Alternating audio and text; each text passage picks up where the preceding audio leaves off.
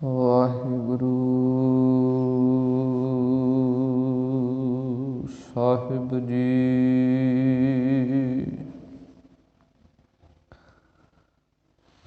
ਇੱਕ ਓੰਕਾਰ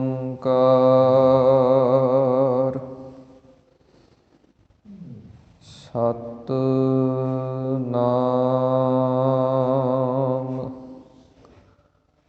ਕਰਤਾ ਪੁਰਖ ਨਿਰਭਉ ਨਿਰਵੈਰ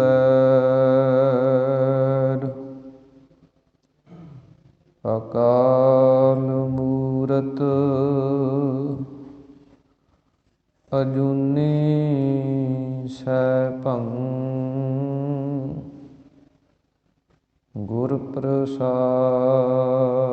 ਜਪ। ਆਦਿ ਸਚ ਜੁਗਾਦ ਸਚ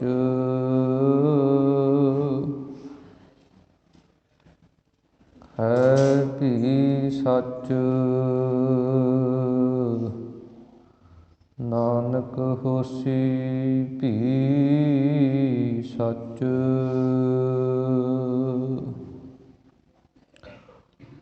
ਨਾਨਕ ਅੰਗਦ ਗੁਰੂ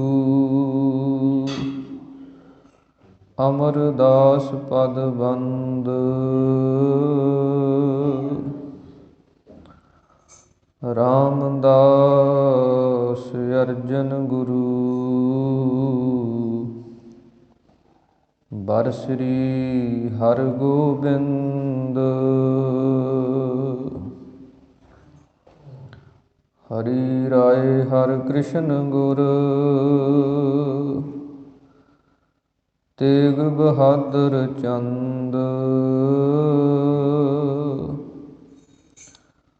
ਦਸਵੇਂ ਗੋਬਿੰਦ ਸਿੰਘ ਗੁਰੂ ਨਮੋ ਚਰਨ ਅਰਵਿੰਦ। ਗੋਬਿੰਦ ਸਿੰਘ ਗੁਰੂ ਗਤ ਦਾਇਕ ਆਨ ਕੀ ਆਸ ਨਹੀਂ ਮਨ ਰਾਈ। ਚਾਤ੍ਰਿਕ ਚੀਤ ਮਹੂਰ ਮਹੂਰਟ ਸਵਾਂਤ ਦੀਦਾਰ ਕਬੈ ਇਹੋ ਪਾਈ। ਜਿਉ ਪਤੰਗ ਸਨੇਹ ਕੀ ਡੋਰ ਬੰਦਾ ਡਗ ਡੋਲ ਸੁਲੇਹੋ ਮਿਲਾਈ। ਸਿੰਧ ਹੁਤਾਸਣ ਹੈ ਭਵ ਕੀ ਗਤ ਮੋਹਿ ਮਇਆ ਕਰ ਲਿਹੋ ਬਚਾਈ। ਕਹਾਂ ਬੁੱਧ ਪ੍ਰਭ ਤੁਛ ਹਮਾਰੀ ਬਰਨ ਸਕੈ ਮਹਿਮਾ ਜੋ ਤਿਹਾਰੀ। ਹਮ ਨਾ ਸਕਤ ਕਰ ਸਿਫਤ ਤੁਮਾਰੀ ਆਪ ਲਿਹੋ ਤੁਮ ਕਥਾ ਸੁਧਾਰੀ। ਮੂਕ ਊਚਰੈ ਸ਼ਾਸਤਰ ਖਟ ਪਿੰਗ ਗਿਰਨ ਚੜ ਜਾਏ। ਅੰਧ ਲਖੈ ਬਦਰੋ ਸੁਣੈ ਜਿਉ ਕਾਲ ਕਿਰਪਾ ਕਰਾਏ। ਸੱਜਣ ਸੱਚਾ ਪਾਤਸ਼ਾਹ ਸਿਰ ਸਾਹਾਂਦੈ ਸਾਹੁ। ਜਿਸ ਪਾਸ ਬੈਠਿਆ ਸੋਹੀਐ ਸਭਨਾ ਦਾ ਵੇਸਾਹੁ। ਜਿਸ ਪਾਸ ਬੈਠਿਆ ਸੋਹੀਐ ਸਭਨਾ ਦਾ ਵੇਸਾਹੁ।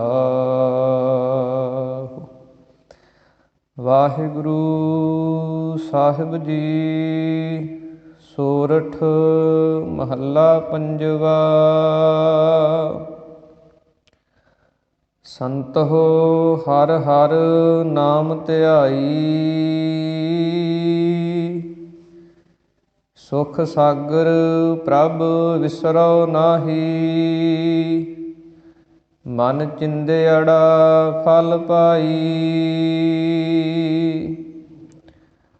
ਸੰਤੋ ਹਰ ਹਰ ਨਾਮ ਧਿਆਈ, ਸੁਖ ਸਾਗਰ ਪ੍ਰਭ ਵਿਸਰਉ ਨਾਹੀ।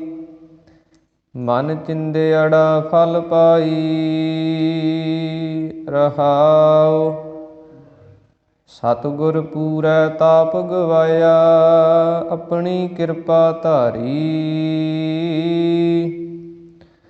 ਪਾਰ ਬ੍ਰਹਮ ਪ੍ਰਭ ਭਏ ਦਇਆਲਾ, ਦੁਖ ਮਿਟਿਆ ਸਭ ਪਰਵਾਰੀ। ਸਰਬ ਨਿਧਾਨ ਮੰਗਲ ਰਸ ਰੂਪਾ, ਹਰਿ ਕਾ ਨਾਮ ਆਧਾਰੋ। ਨਾਨਕ ਪਤ ਰਾਖੀ ਪਰਮੇਸ਼ਰ, ਉਦਰਿਆ ਸਭ ਸੰਸਾਰੋ। ਸਰਬ ਨਿਧਾਨ ਮੰਗਲ ਰਸ ਰੂਪਾ, ਹਰਿ ਕਾ ਨਾਮ ਆਧਾਰੋ।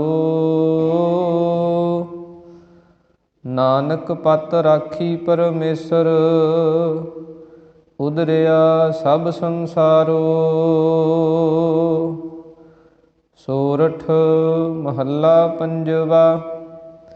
ਸੰਤੋ ਹਰ ਹਰ ਨਾਮ ਧਿਆਈ, ਵਾਹਿਗੁਰੂ ਜੀ ਕਾ ਖਾਲਸਾ, ਵਾਹਿਗੁਰੂ ਜੀ ਕੀ ਫਤਿਹ। ਸਤਿਗੁਰਾਂ ਦੀ ਸਾਜੀ ਨਵਾਜੀ ਹੋਈ ਪਰਮ ਸਨਮਾਨ ਅਤੇ ਸਤਿਕਾਰਯੋਗ ਗੁਰੂ ਰੂਪ ਗੁਰੂ ਸਰੂਪ ਖਾਲਸਾ ਸਾਧ ਸੰਗਤ ਜੀਓ। ਅੰਤਰਜਾਮੀ ਗਰੀਬ ਨਵਾਜ ਅਕਾਲ ਪੁਰਖ ਪਰਮੇਸ਼ਰ ਵਾਹਿਗੁਰੂ ਜੀ ਦੀ ਅਤਿਅੰਤ ਕਿਰਪਾਲਤਾ ਰਹਿਮਤ ਬਖਸ਼ਿਸ਼ ਦਾ ਸਦਕਾ ਆਪਾਂ ਸਰਬੱਤਰ ਗੁਰਸਿੱਖ ਮਾਈ ਭਾਈ ਦਸਾਂ ਪਾਤਸ਼ਾਹੀਆਂ ਦੀ ਆਤਮਿਕ ਜੋਤ ਚਵਰ ਛਤਰ ਤਖਤ ਦੇ ਮਾਲਕ ਜੁਗੋ ਜੁਗ ਅਟਲ ਰਾਜਾਨ ਰਾਜ ਭਾਨਾਨ ਭਾਨ ਦੇਵਾਨ ਦੇਵ ਉਪਮਾ ਮਹਾਨ। ਧੰਨ ਧੰਨ ਸਤਿਗੁਰੂ ਸ੍ਰੀ ਗੁਰੂ ਗ੍ਰੰਥ ਸਾਹਿਬ ਮਹਾਰਾਜ ਸੱਚੇ ਪਾਤਸ਼ਾਹ ਜੀ, ਜਿਨ੍ਹਾਂ ਦੀ ਪਾਵਨ ਪਵਿੱਤਰ ਹਜ਼ੂਰੀ ਦੇ ਅੰਦਰ ਅੰਮ੍ਰਿਤ ਵੇਲੇ ਦੇ ਦੀਵਾਨਾਂ ਦੀਆਂ ਹਾਜ਼ਰੀਆਂ ਭਰ ਕੇ ਲਾਹੇ ਪ੍ਰਾਪਤ ਕਰ ਰਹੇ ਹਾਂ। ਅੰਮ੍ਰਿਤ ਵੇਲੇ ਸਤਿਗੁਰਾਂ ਦੇ ਪਾਵਨ ਪ੍ਰਕਾਸ਼ ਦੀ ਸੇਵਾ ਗ੍ਰੰਥੀ ਸਾਹਿਬਾਨ ਜੀ ਵੱਲੋਂ ਕੀਤੀ ਗਈ। ਉਸ ਤੋਂ ਉਪਰੰਤ ਬਾਣੀ ਦੇ ਪਾਠ ਜਾਪ ਪੜ੍ਹੇ ਸੁਣੇ ਗਏ ਹਨ, ਜਿਸ ਤੋਂ ਉਪਰੰਤ ਸਤਿਗੁਰਾਂ ਦੀ ਪਾਵਨ ਗੁਰਬਾਣੀ ਦੀ ਚੱਲ ਰਹੀ ਲੜੀਵਾਰ ਕਥਾ, ਉਸ ਦਾ ਪਾਠ ਸ਼ਬਦ ਦਾ ਆਪਾਂ ਸਰਵਣ ਕੀਤਾ ਹੈ। ਉਹਦੇ ਨਾਲ ਹੀ ਇਹ ਜੋ ਦਿਨ ਚੱਲ ਰਹੇ ਹਨ,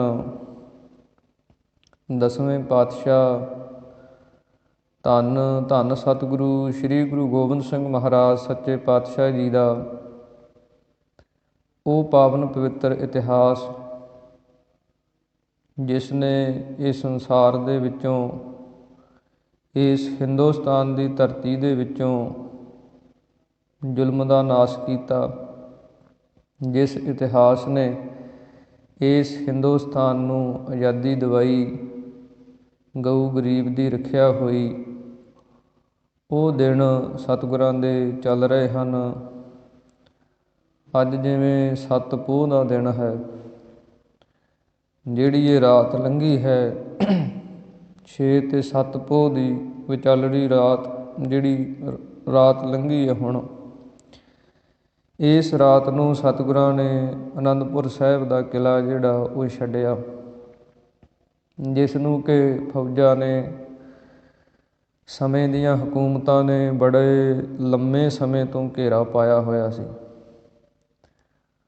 ਜਦੋਂ ਆਪਾਂ ਇਤਿਹਾਸ ਨੂੰ ਪੜ੍ਹਦੇ ਹਾਂ, ਵਾਚਦੇ ਹਾਂ, ਅਤੇ ਇਹ ਘੇਰਾ ਇਸ ਜਿਵੇਂ ਪੋਹ ਦਾ ਮਹੀਨਾ ਚੱਲ ਰਿਹਾ, ਇਸ ਮਹੀਨੇ ਤੋਂ ਤਕਰੀਬਨ 8 ਮਹੀਨੇ ਪਹਿਲਾਂ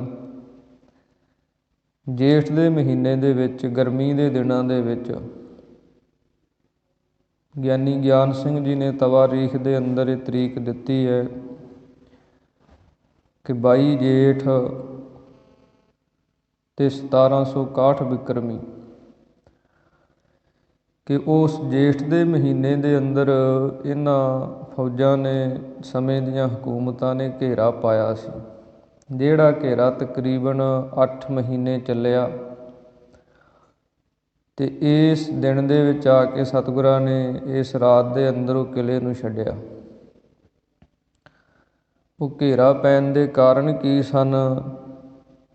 ਕਿਉਂਕਿ ਜਿਸ ਸਮੇਂ ਧੰਨ ਗੁਰੂ ਗੋਬਿੰਦ ਸਿੰਘ ਮਹਾਰਾਜ ਜੀ ਨੇ ਸ਼੍ਰੀ ਗੁਰੂ ਤੇਗ ਬਹਾਦਰ ਮਹਾਰਾਜ ਸੱਚੇ ਪਾਤਸ਼ਾਹ ਜੀ ਦੀ ਸ਼ਹਾਦਤ ਦੇ ਮਗਰੋਂ ਜੋ ਬਚਨ ਕੀਤਾ ਸੀ ਬਾਬਾ ਜੈਤਾ ਜੀ ਦੇ ਨਾਲ ਕਿ ਖਾਲਸਾ ਪੰਥ ਪ੍ਰਗਟ ਕਰ ਦਿਆਂਗੇ, 1756 ਬਿਕਰਮੀ ਨੂੰ ਵਿਸਾਖੀ ਵਾਲੇ ਦਿਨ ਸਤਿਗੁਰਾਂ ਨੇ ਖਾਲਸੇ ਪੰਥ ਦੀ ਸਾਜਨਾ ਕੀਤੀ, ਸ਼ਸਤਰ ਸਭ ਨੂੰ ਪਵਾ ਦਿੱਤੇ, ਸਿੱਖ ਜਿਹੜੇ ਸਨ ਉਹ ਸਿੰਘ ਬਣਾ ਦਿੱਤੇ, ਅਤੇ ਸਤਿਗੁਰਾਂ ਨੇ ਇੱਕ ਫੌਜ ਦਾ ਖਿਤਾਬ ਦਿੱਤਾ ਕਿ ਖਾਲਸਾ ਅਕਾਲ ਪੁਰਖ ਕੀ ਫੌਜ, ਪ੍ਰਗਟਿਓ ਖਾਲਸਾ ਪਰਮਾਤਮ ਕੀ ਮੌਜ।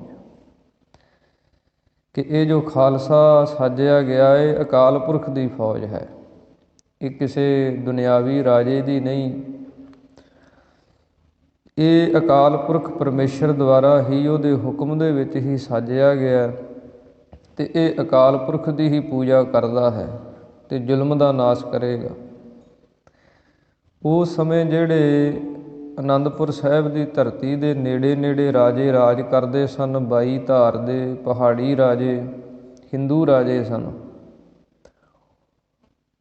ਇਹਨਾਂ ਨੇ ਜਦੋਂ ਵੇਖਿਆ ਕਿ ਅਨੰਦਪੁਰ ਸਾਹਿਬ ਦੇ ਅੰਦਰ ਰਣਜੀਤ ਨਗਾਰੇ ਵੱਜਦੇ ਹੈ, ਉੱਥੋਂ ਦੇ ਸਿੱਖ ਜਿਹੜੇ ਹੈ ਉਹ ਸਿੰਘ ਸਜ ਗਏ ਹੈ, ਉਹ ਸ਼ਿਕਾਰ ਖੇਡਦੇ ਹੈ, ਸਾਡੇ ਇਲਾਕਿਆਂ 'ਚ ਆਉਂਦੇ ਹੈ। ਉਹਨਾਂ ਨੇ ਫਿਰ ਸਤਿਗੁਰਾਂ ਨੂੰ ਜਦੋਂ ਇਹ ਹਾਲਾਤ ਵੇਖ ਕੇ ਅਤੇ ਇੱਕ ਚਿੱਠੀ ਲਿਖੀ। ਚਿੱਠੀ ਦੇ ਵਿੱਚ ਉਹਨਾਂ ਨੇ ਆਪਣਾ ਜਿਹੜਾ ਰਾਜ ਦਾ ਹੰਕਾਰ ਹੁੰਦਾ ਉਹ ਜਣਾਇਆ। ਕਹਿਣ ਲੱਗੇ ਜੀ, ਚਿੱਠੀ ਦੇ ਅੰਦਰ ਉਹਨਾਂ ਨੇ ਲਿਖਿਆ ਕਿ ਤੁਸੀਂ ਗੁਰੂ ਨਾਨਕ ਸਾਹਿਬ ਦੀ ਗੱਦੀ ਦੇ ਵਾਰਸ ਹੋ, ਇਸ ਕਰਕੇ ਅਸੀਂ ਤੁਹਾਡਾ ਲਿਹਾਜ਼ ਕਰਦੇ ਹਾਂ ਕਿ ਤੁਸੀਂ ਫਕੀਰ ਹੋ, ਸਾਧੂ ਹੋ, ਸੰਤ ਹੋ, ਪਰ ਤੁਸੀਂ ਇਹ ਫੌਜਾਂ ਰੱਖੀਆਂ, ਇਹ ਸ਼ਸਤਰ ਰੱਖ ਲਏ, ਤੁਹਾਡੇ ਜਿਹੜੇ ਸਿੰਘ ਹਨ ਉਹ ਸਾਡੇ ਇਲਾਕਿਆਂ 'ਚ ਆਉਂਦੇ ਹੈ, ਸ਼ਿਕਾਰ ਖੇਡਦੇ ਹੈ, ਆਪਣੇ ਆਪ ਨੂੰ ਰਾਜੇ ਦੱਸਦੇ ਹੈ, ਕਿ ਤੁਸੀਂ ਜੇ ਇਹ ਕੰਮ ਨਾ ਰੋਕਿਆ ਤਾਂ ਫਿਰ ਅਸੀਂ ਰਾਜੇ ਹਾਂ, ਅਸੀਂ ਛਤਰੀ ਰਾਜਪੂਤ ਰਾਜੇ, ਅਸੀਂ ਜੰਗ ਯੁੱਧ ਕਰ ਲੈਂਦੇ ਹਾਂ। ਆਪਦੇ ਵੱਲੋਂ ਧਮਕੀ ਦਿੱਤੀ ਉਹਨਾਂ ਨੇ। ਤਾਂ ਧੰਨ ਗੁਰੂ ਗੋਬਿੰਦ ਸਿੰਘ ਮਹਾਰਾਜ ਸੱਚੇ ਪਾਤਸ਼ਾਹ ਜੀ ਨੇ ਜਵਾਬ ਲਿਖਿਆ, ਇੱਕ ਚਿੱਠੀ ਲਿਖੀ, ਅਤੇ ਮਹਾਰਾਜ ਕਹਿਣ ਲੱਗੇ ਕਿ ਤੁਸੀਂ ਵੀ ਇਹ ਖਾਲਸੇ ਪੰਥ ਦੇ ਅੰਦਰ ਸ਼ਾਮਲ ਹੋ ਜਾਓ, ਸਿੰਘ ਸੱਜ ਜਾਓ, ਅੰਮ੍ਰਿਤ ਛਕ ਲਓ, ਅਤੇ ਤੁਸੀਂ ਔਰੰਗਜ਼ੇਬ ਦਾ ਟੈਕਸ ਭਰਦੇ ਹੋ, ਉਹਦੇ ਅਧੀਨ ਚੱਲਦੇ ਹੋ, ਤੁਸੀਂ ਆਜ਼ਾਦ ਹੋ ਜਾਓ ਉਹਦੇ ਤੋਂ। ਅਤੇ ਇਹਨਾਂ ਨੇ ਫਿਰ ਜਦੋਂ ਕਹਿਣ ਲੱਗੇ, ਸਤਿਗੁਰਾਂ ਨੂੰ ਮਿਲਣ ਆਏ, ਫਿਰ ਇਹਨਾਂ ਨੂੰ ਜਦੋਂ ਸਤਿਗੁਰਾਂ ਨੇ ਆਖਿਆ ਵੀ ਅੰਮ੍ਰਿਤ ਛਕ ਲਓ, ਗੁਰੂ ਵਾਲੇ ਬਣ ਜਾਓ, ਅਤੇ ਤੁਸੀਂ ਇੱਕ ਮੁਗਲਾਂ ਦੇ ਅਧੀਨ ਤੁਹਾਡਾ ਰਾਜ ਚੱਲਦਾ ਹੈ, ਮੁਸਲਮਾਨਾਂ ਦੇ ਅਧੀਨ ਤੁਸੀਂ ਚੱਲਦੇ ਹੋ, ਉਹਨਾਂ ਤੋਂ ਆਜ਼ਾਦ ਹੋ ਜਾਓ। ਫਿਰ ਇਹਨਾਂ ਨੇ ਕੁਝ ਸ਼ਰਤਾਂ ਰੱਖ ਦਿੱਤੀਆਂ ਜੀ, ਅਸੀਂ ਅੰਮ੍ਰਿਤ ਛਕ ਲੈਂਦੇ ਹਾਂ, ਅਤੇ ਤੁਸੀਂ ਅੰਮ੍ਰਿਤ ਛਕਾਇਆ ਨੀਚਾਂ ਨੂੰ, ਇਹ ਨੀਵੀਆਂ ਜਾਤਾਂ ਨੂੰ, ਕੋਈ ਨਾਈ ਹੈ, ਕੋਈ ਸ਼ਿੰਬਾ ਹੈ, ਕੋਈ ਝਿਉਰ ਹੈ, ਕੋਈ ਕੁਝ ਹੈ, ਕੋਈ ਕੁਝ ਹੈ, ਇਹ ਤਾਂ ਛਤਰੀ ਹੀ ਤੁਸੀਂ ਭਰਤੀ ਕਰਨੇ ਸੀ। ਤਾਂ ਸਤਿਗੁਰੂ ਗੁਰੂ ਗੋਬਿੰਦ ਸਿੰਘ ਮਹਾਰਾਜ ਸੱਚੇ ਪਾਤਸ਼ਾਹ ਜੀ ਨੇ ਬਚਨ ਕੀਤੇ ਨੇ, ਗਰੀਬ ਸਿੰਘਨ ਕੋ ਦਿਓ ਬਾਦਸ਼ਾਹੀ, ਜੇ ਯਾਦ ਕਰੈ ਹਮਰੀ ਗੁਰਿਆਈ, ਇਨਹੀ ਕੋ ਸਰਦਾਰ ਬਣਾਊਂ। ਸਤਿਗੁਰੂ ਗੁਰੂ ਗੋਬਿੰਦ ਸਿੰਘ ਮਹਾਰਾਜ ਸੱਚੇ ਪਾਤਸ਼ਾਹ ਜੀ ਕਹਿਣ ਲੱਗੇ ਕਿ ਮਨੁੱਖਤਾ ਜਿਹੜੀ ਹੈ ਉਹ ਅਕਾਲ ਪੁਰਖ ਪਰਮੇਸ਼ਰ ਦੀ ਨਿਗਾਹ ਦੇ ਵਿੱਚ ਇੱਕੋ ਹੀ ਹੈ। ਇਸ ਕਰਕੇ ਇਹ ਸਭ ਉਸੇ ਦਾ ਹੀ ਰੂਪ ਨੇ, ਜਿਹੜਾ ਉਹਦੀ ਦੱਸੀ ਹੋਈ ਰਹਿਤ ਅਤੇ ਉਹਦੇ ਨਿਯਮਾਂ ਦੇ ਵਿੱਚ ਚੱਲਦਾ ਹੈ, ਉਹੀ ਇਸ ਧਰਮ 'ਚ ਸ਼ਾਮਲ ਹੋ ਸਕਦਾ। ਜਾਤ ਪਾਤ ਦਾ ਹੰਕਾਰ ਛੱਡ ਕੇ ਆਉਣਾ ਪੈਣਾ। ਕਹਿਣ ਲੱਗੇ ਜੀ ਨਹੀਂ, ਇੱਕ ਤਾਂ ਅਸੀਂ ਤਿਲਕ ਨਹੀਂ ਲਾਉਣੇ, ਧੋਤੀਆਂ ਨਹੀਂ ਲਾਉਣੀਆਂ, ਫਿਰ ਸਾਡਾ ਬਾਟਾ ਵੱਖਰਾ ਕਰੋ, ਫਿਰ ਅਸੀਂ ਅੰਮ੍ਰਿਤ ਛਕਣਾ। ਅਤੇ ਸਤਿਗੁਰਾਂ ਨੇ ਉਸ ਸਮੇਂ ਜਵਾਬ ਦੇ ਦਿੱਤਾ। ਫਿਰ ਇਹ ਬੜੇ ਦੁਖੀ ਹੋਏ। ਫਿਰ ਇਹਨਾਂ ਨੇ ਜੰਗ ਦਾ ਐਲਾਨ ਕੀਤਾ। ਅਤੇ ਜਦੋਂ ਸਤਿਗੁਰੂ ਗੁਰੂ ਗੋਬਿੰਦ ਸਿੰਘ ਮਹਾਰਾਜ ਜੀ ਨੇ ਆਪਣੇ ਸਮੇਂ ਦੇ ਅੰਦਰ 14 ਜੰਗਾਂ ਲੜੀਆਂ, ਕਿਉਂਕਿ ਸਤਿਗੁਰਾਂ ਨੇ ਆਪਣੇ ਆਉਣ ਦਾ ਕਾਰਨ ਹੀ ਇਹ ਦੱਸਿਆ ਸੀ। ਜਦੋਂ ਸਤਿਗੁਰਾਂ ਦੀ ਪਾਵਨ ਬਾਣੀ ਆਪਾਂ ਪੜ੍ਹਦੇ ਹਾਂ, ਉਹਦੇ ਅੰਦਰ ਸਤਿਗੁਰਾਂ ਨੇ ਆਪਣੇ ਜਨਮ ਧਾਰਨ ਦਾ, ਇਸ ਧਰਤੀ 'ਤੇ ਆਉਣ ਦਾ ਕਾਰਨ ਇਹ ਦੱਸਿਆ ਕਿ ਜਾਹੀ ਕਾਜ ਧਰਾ ਹਮ ਜਨਮੰ, ਸਮਝ ਲਿਹੋ ਸਾਧੂ ਸਭ ਮਨਮੰ, ਧਰਮ ਚਲਾਵਨ ਸੰਤ ਉਬਾਰਨ, ਦੁਸ਼ਟ ਸਭਨ ਕੋ ਮੂਲ ਉਪਾਰਨ। ਸਤਿਗੁਰੂ ਜੀ ਕਹਿੰਦੇ ਸੰਸਾਰ ਦੇ ਅੰਦਰ ਧਰਮ ਅਲੋਪ ਹੋ ਰਿਹਾ ਸੀ। ਉਸ ਧਰਮ ਦੀ ਮਰਿਆਦਾ ਨੂੰ ਪੱਕਿਆਂ ਕਰਨ ਵਾਸਤੇ ਅਤੇ ਜਿਹੜੇ ਦੁਸ਼ਟ ਹੋ ਚੁੱਕੇ ਸਨ, ਜ਼ੁਲਮੀ ਹੋ ਚੁੱਕੇ ਸਨ, ਉਹਨਾਂ ਦੀ ਜੜ੍ਹ ਪੁੱਟਣ ਵਾਸਤੇ ਅਸੀਂ ਜਨਮ ਧਾਰਿਆ। ਫਿਰ ਸਤਿਗੁਰਾਂ ਨੇ 14 ਜੰਗਾਂ ਲੜੀਆਂ, ਜਿਨ੍ਹਾਂ ਦੇ ਵਿੱਚੋਂ ਜਦੋਂ ਖਾਲਸਾ ਸਾਜ ਦਿੱਤਾ, ਖਾਲਸਾ ਸਾਜਣ ਦੇ ਮਗਰੋਂ ਸਤਿਗੁਰਾਂ ਨੇ 11 ਜੰਗਾਂ ਲੜੀਆਂ। 3 ਪਹਿਲਾਂ ਲੜੀਆਂ, ਜਿਨ੍ਹਾਂ ਦੇ ਵਿੱਚੋਂ ਭੰਗਾਣੀ ਦੀ ਜੰਗ ਹੈ, ਨਦਾਉਣ ਦਾ ਯੁੱਧ ਹੈ। ਜਿਹੜੀਆਂ 11 ਜੰਗਾਂ, ਉਹਨਾਂ ਦੇ ਵਿੱਚੋਂ 6 ਜੰਗਾਂ ਸਤਿਗੁਰਾਂ ਨੇ ਅਨੰਦਪੁਰ ਸਾਹਿਬ ਦੀ ਧਰਤੀ 'ਤੇ ਹੀ ਲੜੀਆਂ, ਅਤੇ 5 ਜਿਹੜੀਆਂ ਸਨ ਉਹ ਨੇੜੇ ਨੇੜੇ, ਜਿਵੇਂ ਨਿਰਮੋਹਗੜ੍ਹ ਹੈ, ਜਿਵੇਂ ਅੱਜ ਸਰਸਾ ਦੇ ਕੰਢੇ ਜੰਗ ਲੜਿਆ ਅੱਜ ਦੇ ਦਿਨ। ਇਸੇ ਤਰ੍ਹਾਂ ਫਿਰ ਸਭ ਤੋਂ ਵੱਡੀ ਜੰਗ ਚਮਕੌਰ ਦੀ ਹੋਈ। ਫਿਰ ਅਖੀਰਲੀ ਜੰਗ ਮੁਕਤਸਰ ਸਾਹਿਬ ਦੀ, ਖਿਦਰਾਣੇ ਦੀ ਢਾਬ ਦੀ। ਜਦੋਂ ਸਤਿਗੁਰਾਂ ਦੇ ਨਾਲ ਇਹਨਾਂ ਪਹਾੜੀ ਰਾਜਿਆਂ ਨੇ ਜੰਗ ਕੀਤਾ, ਯੁੱਧ ਕੀਤਾ, ਅਤੇ ਬੜੀ ਬੁਰੀ ਤਰ੍ਹਾਂ ਹਾਰੇ। ਇਹਨਾਂ ਦਾ ਕੋਈ ਪੇਸ਼ ਨਹੀਂ ਗਿਆ ਸਤਿਗੁਰਾਂ ਦੇ ਸਾਹਮਣੇ। ਸਿੰਘਾਂ ਨੇ ਬੜੀ ਜੁਰਤ ਦੇ ਨਾਲ ਜੰਗ ਲੜਿਆ ਅਤੇ ਰਾਜੇ ਹਾਰ ਗਏ। ਜਦੋਂ ਇਹ ਹਾਰ ਗਏ, ਫਿਰ ਇਹਨਾਂ ਨੇ ਕੀ ਕੀਤਾ, ਸਲਾਹ ਇਹ ਕੀਤੀ ਸਾਰਿਆਂ ਨੇ ਰਲ ਕੇ ਵੀ ਹੁਣ ਆਪਾਂ ਨੂੰ ਔਰੰਗਜ਼ੇਬ ਦੇ ਕੋਲ, ਜੋ ਦਿੱਲੀ ਦਾ ਬਾਦਸ਼ਾਹ, ਹਿੰਦੁਸਤਾਨ ਦਾ ਬਾਦਸ਼ਾਹ, ਉਹਦੇ ਕੋਲ ਜਾਣਾ ਚਾਹੀਦਾ, ਉਹਦੇ ਤੋਂ ਮਦਦ ਮੰਗੀਏ।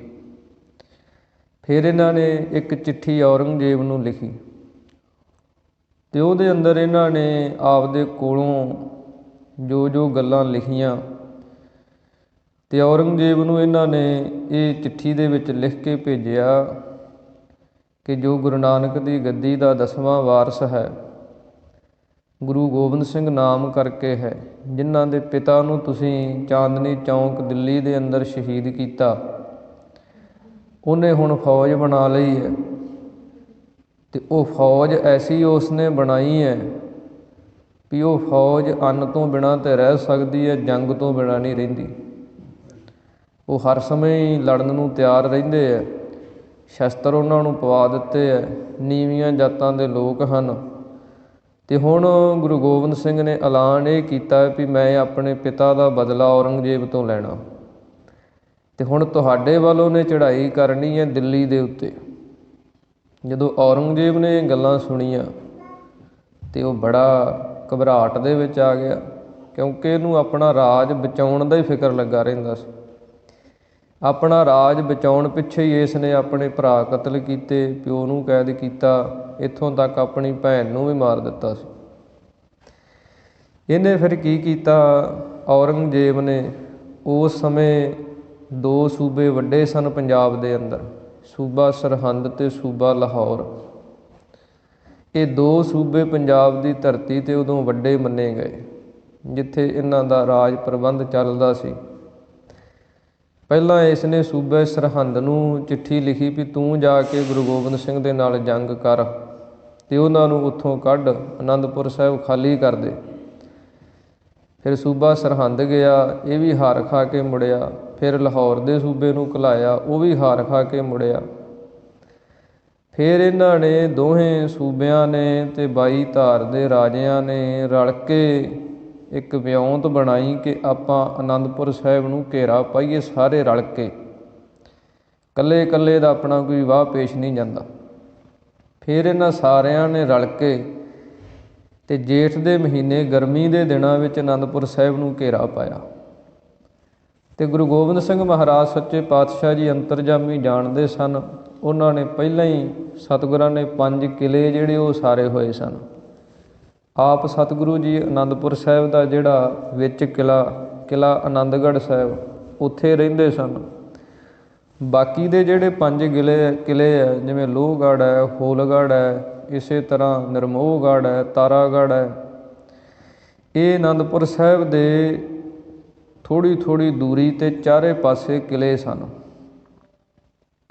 ਅਤੇ ਸਤਿਗੁਰਾਂ ਨੇ ਕਿਲ੍ਹਿਆਂ ਦੇ ਅੰਦਰ ਪਹਿਲਾਂ ਹੀ ਖਾਣ ਪੀਣ ਦੀਆਂ ਰਸਤਾਂ ਵਸਤੂਆਂ ਜਿਹੜੀਆਂ ਸਨ, ਸੁੱਕਾ ਸਿੱਧਾ ਰਸਤਾ, ਉਹ ਸਾਰੀਆਂ ਜਮ੍ਹਾਂ ਕੀਤੀਆਂ ਹੋਈਆਂ, ਕਿਉਂਕਿ ਸਤਿਗੁਰੂ ਤਾਂ ਅੰਤਰਜਾਮੀ ਸਨ, ਆਉਣ ਵਾਲੇ ਸਮੇਂ ਦਾ ਪਤਾ ਸੀ।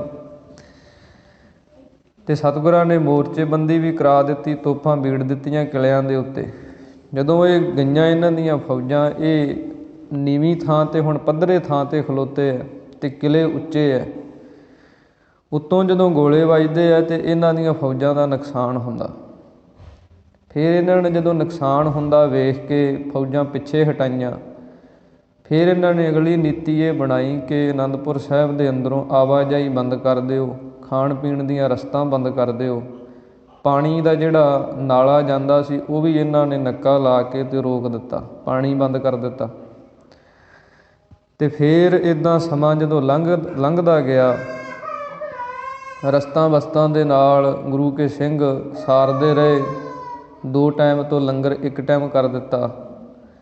ਜਦੋਂ 1 ਟਾਈਮ ਕਰਕੇ ਫਿਰ ਵੀ ਰਸਤਾਂ ਪੂਰੀਆਂ ਨਾ ਆਈਆਂ, ਫਿਰ ਭੁੱਜੇ ਛੋਲਿਆਂ 'ਤੇ ਦਿਨ ਆ ਗਏ ਖਾਲਸੇ ਦੇ। ਇਸੇ ਤਰ੍ਹਾਂ ਫਿਰ ਦਰਖਤਾਂ ਦੇ ਪੱਤੇ ਧੂ ਕੇ ਉਹਨਾਂ ਨੂੰ ਬਾਲ ਕੇ ਖਾਧਾ। ਇਤਿਹਾਸ ਦੇ ਅੰਦਰ ਇੱਦਾਂ ਵੀ ਕਵੀ ਸੈਨਾਪਤੀ ਗੁਰੂ ਸੋਭਾ ਗ੍ਰੰਥ ਉਹਨਾਂ ਨੇ ਲਿਖਿਆ, ਉਹਨਾਂ ਨੇ ਬਚਨ ਲਿਖੇ ਕਿ ਪਾਣੀ ਦੀ ਐਸੀ ਕਿੱਲਤ ਸੀ ਉਸ ਸਮੇਂ। 4 ਸਿੰਘ ਪਾਣੀ ਲੈਣ ਵਾਸਤੇ ਜਾਂਦੇ ਸੀ, ਜਿਨ੍ਹਾਂ ਦੇ ਵਿੱਚੋਂ 2 ਸ਼ਹੀਦ ਹੋ ਜਾਂਦੇ ਸੀ ਅਤੇ 2 ਪਾਣੀ ਲੈ ਕੇ ਆਉਂਦੇ ਸੀ। 4 ਸਿੰਘ ਪਾਣੀ ਕੋ ਜਾਵੈਂ, 2 ਲੈ ਆਵੈਂ, 2 ਸ਼ਹੀਦੀ ਪਾਵੈਂ। ਕਿ 2 ਤਾਂ ਫੌਜਾਂ ਨੂੰ ਰੋਕ ਕੇ ਰੱਖਦੇ ਸੀ, ਜੰਗ ਯੁੱਧ ਕਰਦੇ ਸੀ, ਅਤੇ 2 ਪਾਣੀ ਲੈ ਕੇ ਆਉਂਦੇ ਸੀ।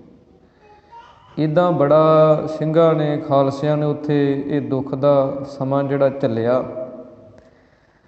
ਜਦੋਂ ਇਹਨਾਂ ਨੇ ਰਾਜਿਆਂ ਨੇ ਅਤੇ ਇਹ ਸੂਬਿਆਂ ਨੇ ਜਦੋਂ ਇਹ ਵੇਖਿਆ ਵੀ ਇਹਨਾਂ 'ਤੇ ਕੋਈ ਅਸਰ ਨਹੀਂ ਹੋ ਰਿਹਾ, ਇਹ ਤਾਂ ਭੁੱਖੇ ਭਾਣੇ ਵੀ ਲੜੀ ਜਾਂਦੇ ਆ, ਅਤੇ ਸਤਿਗੁਰਾਂ ਨੇ ਡਿਊਟੀਆਂ ਲਾਈਆਂ ਸਨ। ਰਾਤ ਦੇ ਸਮੇਂ ਸਿੰਘ ਟੋਲੀ ਬਣਾ ਕੇ 5, 10, 12 ਸਿੰਘ ਨਿਕਲਦੇ, ਇਹਨਾਂ ਦੇ ਜਿਹੜੇ ਕੋਈ ਇਹਨਾਂ ਦੀਆਂ ਟੁਕੜੀਆਂ ਸਨ ਉਹਨਾਂ 'ਤੇ ਹਮਲਾ ਕਰਦੇ, ਰਸਤਾਂ ਜਿਹੜੀਆਂ ਉਹ ਲੈ ਆਉਂਦੇ ਖਾਣ ਪੀਣ ਦੀਆਂ, ਉਹਦੇ ਨਾਲ ਹੋਰ ਦਿਨ ਲੰਘ ਜਾਂਦੇ।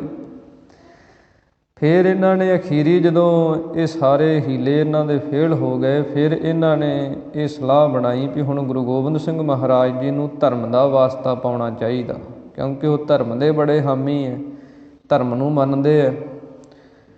ਫਿਰ ਇਹਨਾਂ ਨੇ ਔਰੰਗਜ਼ੇਬ ਦੇ ਪਾਸੋਂ ਵੀ ਚਿੱਠੀ ਲਿਖਾਈ, ਉਹਨੇ ਵੀ ਕੁਰਾਨ ਸ਼ਰੀਫ ਦੇ ਉੱਤੇ ਆਪਣੇ ਸਾਈਨ ਕਰਕੇ ਭੇਜੇ। ਹਿੰਦੂਆਂ ਨੇ ਆਟੇ ਦੀ ਗਊ ਬਣਾਈ ਅਤੇ ਆਪਣੇ ਜਿਹੜੇ ਵਜ਼ੀਰ ਸਨ, ਮੰਤਰੀ ਸਲਾਹਕਾਰ ਜਿਹੜੇ ਅੱਗੇ ਹੁੰਦੇ ਦੂਤ, ਉਹ ਭੇਜੇ। ਉਹਨਾਂ ਨੇ ਜਾ ਕੇ ਮਹਾਰਾਜ ਦੇ ਪਾਸ ਬੇਨਤੀ ਕੀਤੀ ਜੀ ਕਿ ਜਿਹੜਾ ਔਰੰਗਜ਼ੇਬ ਹੈ ਉਹ ਸਹੁੰ ਖਾਂਦਾ ਕੁਰਾਨ ਦੀ ਕਿ ਤੁਸੀਂ ਇੱਕ ਵਾਰੀ ਕਿਲ੍ਹਾ ਛੱਡ ਦਿਓ ਅਤੇ ਤੁਹਾਡੇ ਪਿੱਛਾ ਕੋਈ ਨਹੀਂ ਕਰੇਗਾ।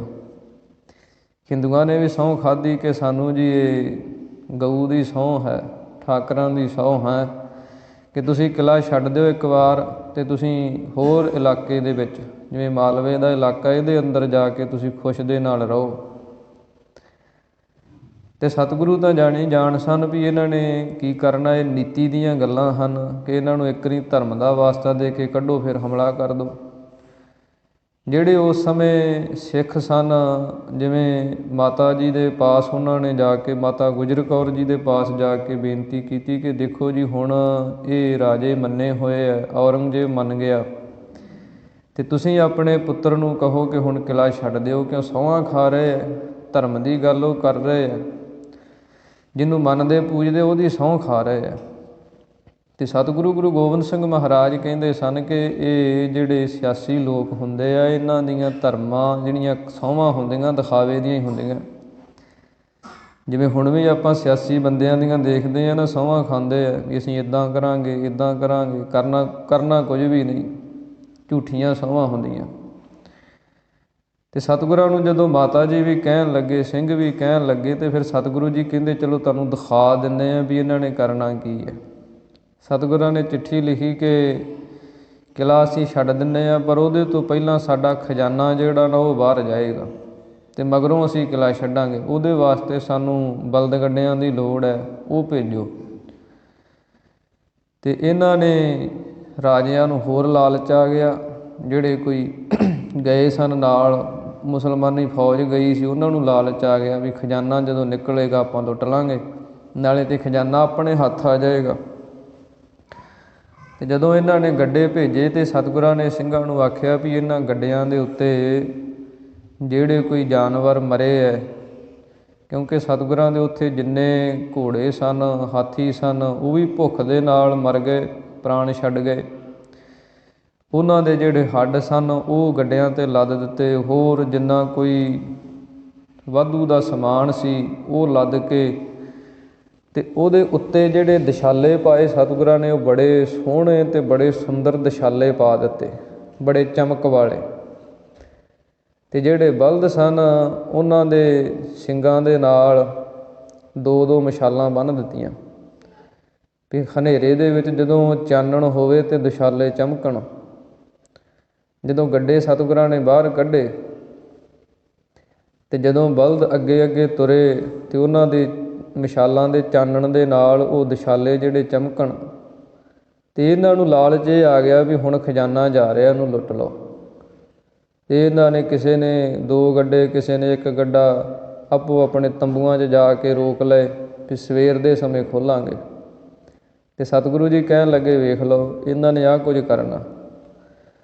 ਪਰ ਜਦੋਂ ਬਹੁਤਾ ਕਿਹਾ ਸਤਿਗੁਰਾਂ ਨੇ, ਅਤੇ ਫਿਰ ਸਤਿਗੁਰੂ ਜੀ ਕਹਿਣ ਲੱਗੇ ਵੀ ਜਿਵੇਂ ਅਕਾਲ ਪੁਰਖ ਪਰਮੇਸ਼ਰ ਦਾ ਹੁਕਮ। ਫਿਰ ਸਤਿਗੁਰਾਂ ਨੇ ਇਹ ਜਿਹੜੀ ਰਾਤ ਲੰਘੀ ਹੈ, ਇਹ ਰਾਤ ਦੇ ਸਮੇਂ ਸਤਿਗੁਰਾਂ ਨੇ ਕਿਲ੍ਹਾ ਛੱਡਿਆ।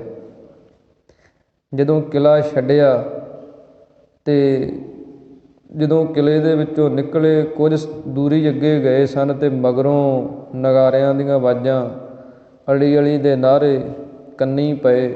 ਤਾਂ ਸਿੰਘ ਕਹਿਣ ਲੱਗੇ ਮਹਾਰਾਜ ਪਿੱਛੇ ਤਾਂ ਫੌਜਾਂ ਚੜ੍ਹ ਆਈਆਂ। ਅਤੇ ਸਤਿਗੁਰੂ ਜੀ ਕਹਿਣ ਲੱਗੇ ਤੁਹਾਨੂੰ ਕਿਹਾ ਸੀ ਪਹਿਲਾਂ ਵੀ ਇਹਨਾਂ ਦੀਆਂ ਸਹੁੰਆਂ 'ਤੇ ਯਕੀਨ ਨਾ ਕਰੋ, ਇਹਨਾਂ ਨੇ ਆਹੀ ਕੁਝ ਕਰਨਾ। ਫਿਰ ਇੱਦਾਂ ਜਦੋਂ ਲੰਘਦੇ ਲੰਘਦੇ ਸਤਿਗੁਰੂ ਜੀ ਇਹ ਸਰਸਾ ਨਦੀ ਦੇ ਕੰਢੇ ਆ ਗਏ। ਅੰਮ੍ਰਿਤ ਵੇਲੇ ਦਾ ਸਮਾਂ ਹੋ ਗਿਆ, ਤਕਰੀਬਨ 3-4 ਦਾ। ਅਤੇ ਜਦੋਂ ਭਾਈ ਦਇਆ ਸਿੰਘ ਜੀ ਨੂੰ ਸਤਿਗੁਰੂ ਜੀ ਪੁੱਛਣ ਲੱਗੇ ਕਿ ਪਿਆਰੇ ਦਇਆ ਸਿੰਘ ਜੀ ਸਮਾਂ ਕੀ ਹੋ ਗਿਆ, ਤਾਂ ਕਹਿਣ ਲੱਗੇ ਮਹਾਰਾਜ ਸਮਾਂ ਤਾਂ ਅੰਮ੍ਰਿਤ ਵੇਲੇ ਦਾ। ਅਤੇ ਸਤਿਗੁਰੂ ਜੀ ਕਹਿੰਦੇ ਇੱਥੇ ਹੀ ਆਸਣ ਲਾ ਲਓ। ਇਹ ਸਤਿਗੁਰਾਂ ਨੇ ਸਾਨੂੰ ਸਿੱਖਿਆਵਾਂ ਬਖਸ਼ਿਸ਼ ਕੀਤੀਆਂ, ਇਤਿਹਾਸ ਰਾਹੀਂ ਆਪਣੇ ਪਿੰਡੇ 'ਤੇ ਹੰਢਾ ਕੇ ਸਾਨੂੰ ਦਿਖਾਇਆ ਵੀ ਅੰਮ੍ਰਿਤ ਵੇਲਾ ਕੀ ਚੀਜ਼ ਹੁੰਦੀ ਹੈ। ਅੰਮ੍ਰਿਤ ਵੇਲਾ ਸੱਚ ਨਾਉ ਵਡਿਆਈ ਵਿਚਾਰ। ਸਤਿਗੁਰੂ ਜੀ ਕਹਿਣ ਲੱਗੇ ਕਿ ਇੱਥੇ ਆਸਾ ਦੀ ਵਾਰ ਦਾ ਕੀਰਤਨ ਕਰੋ, ਅੰਮ੍ਰਿਤ ਵੇਲੇ ਦੀ ਮਰਿਆਦਾ ਜਿਹੜੀ ਦੀਵਾਨ ਦੀ ਉਹ ਪੂਰੀ ਕਰੋ। ਸਿੰਘ ਕਹਿਣ ਲੱਗੇ ਮਹਾਰਾਜ ਇੱਥੇ ਪਿੱਛੇ ਫੌਜਾਂ ਚੜ੍ਹਦੀਆਂ ਆ ਰਹੀਆਂ, ਸਰਸਾ ਪਾਰ ਕਰਕੇ ਆਪਾਂ ਦੀਵਾਨ ਲਾ ਲਾਂਗੇ। ਮਹਾਰਾਜ ਕਹਿਣ ਲੱਗੇ ਨਹੀਂ, ਜੇ ਵੇਲਾ ਵਕਤ ਵਿਚਾਰੀਏ ਕਿਤ ਵੇਲਾ ਭਗਤ ਹੋਏ। ਜੇ ਭਗਤੀ ਕਰਨੀ ਹੈ ਤਾਂ ਉਹਦੇ ਵਾਸਤੇ ਸਮਾਂ ਵਿਚਾਰਨ ਦੀ ਲੋੜ ਨਹੀਂ ਕਿ ਸਵੇਰੇ ਜਪ ਲਾਂਗੇ, ਸ਼ਾਮ ਨੂੰ ਜਪ ਲਾਂਗੇ, ਜਾਂ ਇੱਥੋਂ ਤੱਕ ਆਪਾਂ ਸੋਚਦੇ ਹਾਂ ਕਿ ਪਹਿਲਾਂ ਧੀ ਪੁੱਤ ਵਿਆਹ ਲਈਏ ਫਿਰ ਅੰਮ੍ਰਿਤ ਛਕ ਲਾਂਗੇ, ਬੁੱਢੇ ਹੋ ਕੇ ਛਕ ਲਾਂਗੇ, ਨਾਮ ਜਪ ਲਾਂਗੇ। ਸਤਿਗੁਰੂ ਜੀ ਕਹਿੰਦੇ ਵੇਲਾ ਜਿਹੜਾ ਨਾ ਉਹ ਹੱਥ ਨਹੀਂ ਆਉਂਦਾ। ਤਾਂ ਉਸ ਸਰਸਾ ਦੇ ਕੰਢੇ 'ਤੇ ਫਿਰ ਸਤਿਗੁਰਾਂ ਨੇ ਆਸਾ ਦੀ ਵਾਰ ਦਾ ਕੀਰਤਨ ਕੀਤਾ। ਅਤੇ ਓਨੇ ਸਮੇਂ ਤੱਕ ਫਿਰ ਜਿਹੜੇ ਭਾਈ ਉਦੇ ਸਿੰਘ ਜੀ, ਜਿਨ੍ਹਾਂ ਨੇ ਕੇਸਰੀ ਚੰਦ ਦਾ ਸਿਰ ਵੱਢ ਕੇ ਲਿਆਂਦਾ ਸੀ, ਇਸੇ ਤਰ੍ਹਾਂ ਬਾਬਾ ਜੈਤਾ ਜੀ, ਬਾਬਾ ਜੀਵਨ ਸਿੰਘ ਜੀ, ਰਿੰਗਰੇਟੇ ਗੁਰੂ ਕੇ ਬੇਟੇ, ਇਹਨਾਂ ਨੇ ਪਹਿਲਾਂ ਬਾਬਾ ਉਦੇ ਸਿੰਘ ਜੀ ਨੇ ਜੰਗ ਕੀਤਾ, ਫੌਜਾਂ ਨੂੰ ਰੋਕ ਕੇ ਰੱਖਿਆ, ਉਹ ਸ਼ਹੀਦੀ ਪਾ ਗਏ। ਫਿਰ ਦੂਸਰੇ ਬਾਬਾ ਜੀਵਨ ਸਿੰਘ ਜੀ ਨੇ ਜੰਗ ਕੀਤਾ ਸਰਸਾ ਦੇ ਕੰਢੇ 'ਤੇ। ਸਰਸਾ ਦੇ ਕੰਢੇ 'ਤੇ ਫਿਰ ਇਹ ਜੂਝਦੇ ਹੋਏ ਅਤੇ ਸਾਹਿਬਜ਼ਾਦੇ ਬਾਬਾ ਅਜੀਤ ਸਿੰਘ ਨੂੰ ਪਾਰ ਕਰਾ ਕੇ ਸਰਸਾ ਨਦੀ ਤੋਂ ਅਤੇ ਫਿਰ ਸ਼ਹੀਦੀ ਇਹਨਾਂ ਨੇ ਪ੍ਰਾਪਤ ਕੀਤੀ। ਇਹ ਸਰਸਾ ਦੇ ਕੰਢੇ 'ਤੇ ਫਿਰ ਸਤਿਗੁਰਾਂ ਨੇ ਮਹਾਨ ਜੰਗ ਜਿਹੜਾ ਸਿੰਘਾਂ ਦਾ ਉਸ ਸਮੇਂ ਮੁਗਲਾਂ ਦੇ ਨਾਲ ਹੋਇਆ, ਇੱਥੇ ਹੀ ਫਿਰ ਸਤਿਗੁਰਾਂ ਦਾ ਪਰਿਵਾਰ ਜਿਹੜਾ ਉਹ 3 ਹਿੱਸਿਆਂ ਦੇ ਵਿੱਚ ਵੰਡਿਆ ਗਿਆ। ਧੰਨ ਗੁਰੂ ਗੋਬਿੰਦ ਸਿੰਘ ਮਹਾਰਾਜ ਸੱਚੇ ਪਾਤਸ਼ਾਹ ਅਤੇ ਨਾਲ ਵੱਡੇ ਸਾਹਿਬਜ਼ਾਦੇ ਬਾਬਾ ਅਜੀਤ ਸਿੰਘ, ਬਾਬਾ ਜੁਝਾਰ ਸਿੰਘ ਅਤੇ 40 ਸਿੰਘ, ਇਹ ਤਕਰੀਬਨ ਸਰਸਾ ਨਦੀ ਤੋਂ ਪਾਰ ਹੋ ਗਏ। ਅਤੇ ਜੋ ਸਤਿਗੁਰਾਂ ਦੇ ਮਹਿਲ ਸਨ, ਮਾਤਾ ਸੁੰਦਰੀ ਜੀ, ਇਸੇ ਤਰ੍ਹਾਂ ਮਾਤਾ ਸਾਹਿਬ ਦੇਵਾਂ ਜੀ, ਇਹਨਾਂ ਨੂੰ ਸਤਿਗੁਰਾਂ ਨੇ ਪਹਿਲਾਂ ਹੀ ਭਾਈ ਮਣੀ ਸਿੰਘ ਜੀ ਦੀ ਅਗਵਾਈ ਦੇ ਵਿੱਚ ਦਿੱਲੀ ਨੂੰ ਤੋਰ ਦਿੱਤਾ ਸੀ। ਤੁਸੀਂ ਦਿੱਲੀ ਜਾ ਕੇ ਰਹੋ, ਜਦੋਂ ਇਹ ਸਮਾਂ ਟਲ ਗਿਆ ਫਿਰ ਤੁਸੀਂ ਆਉਣਾ।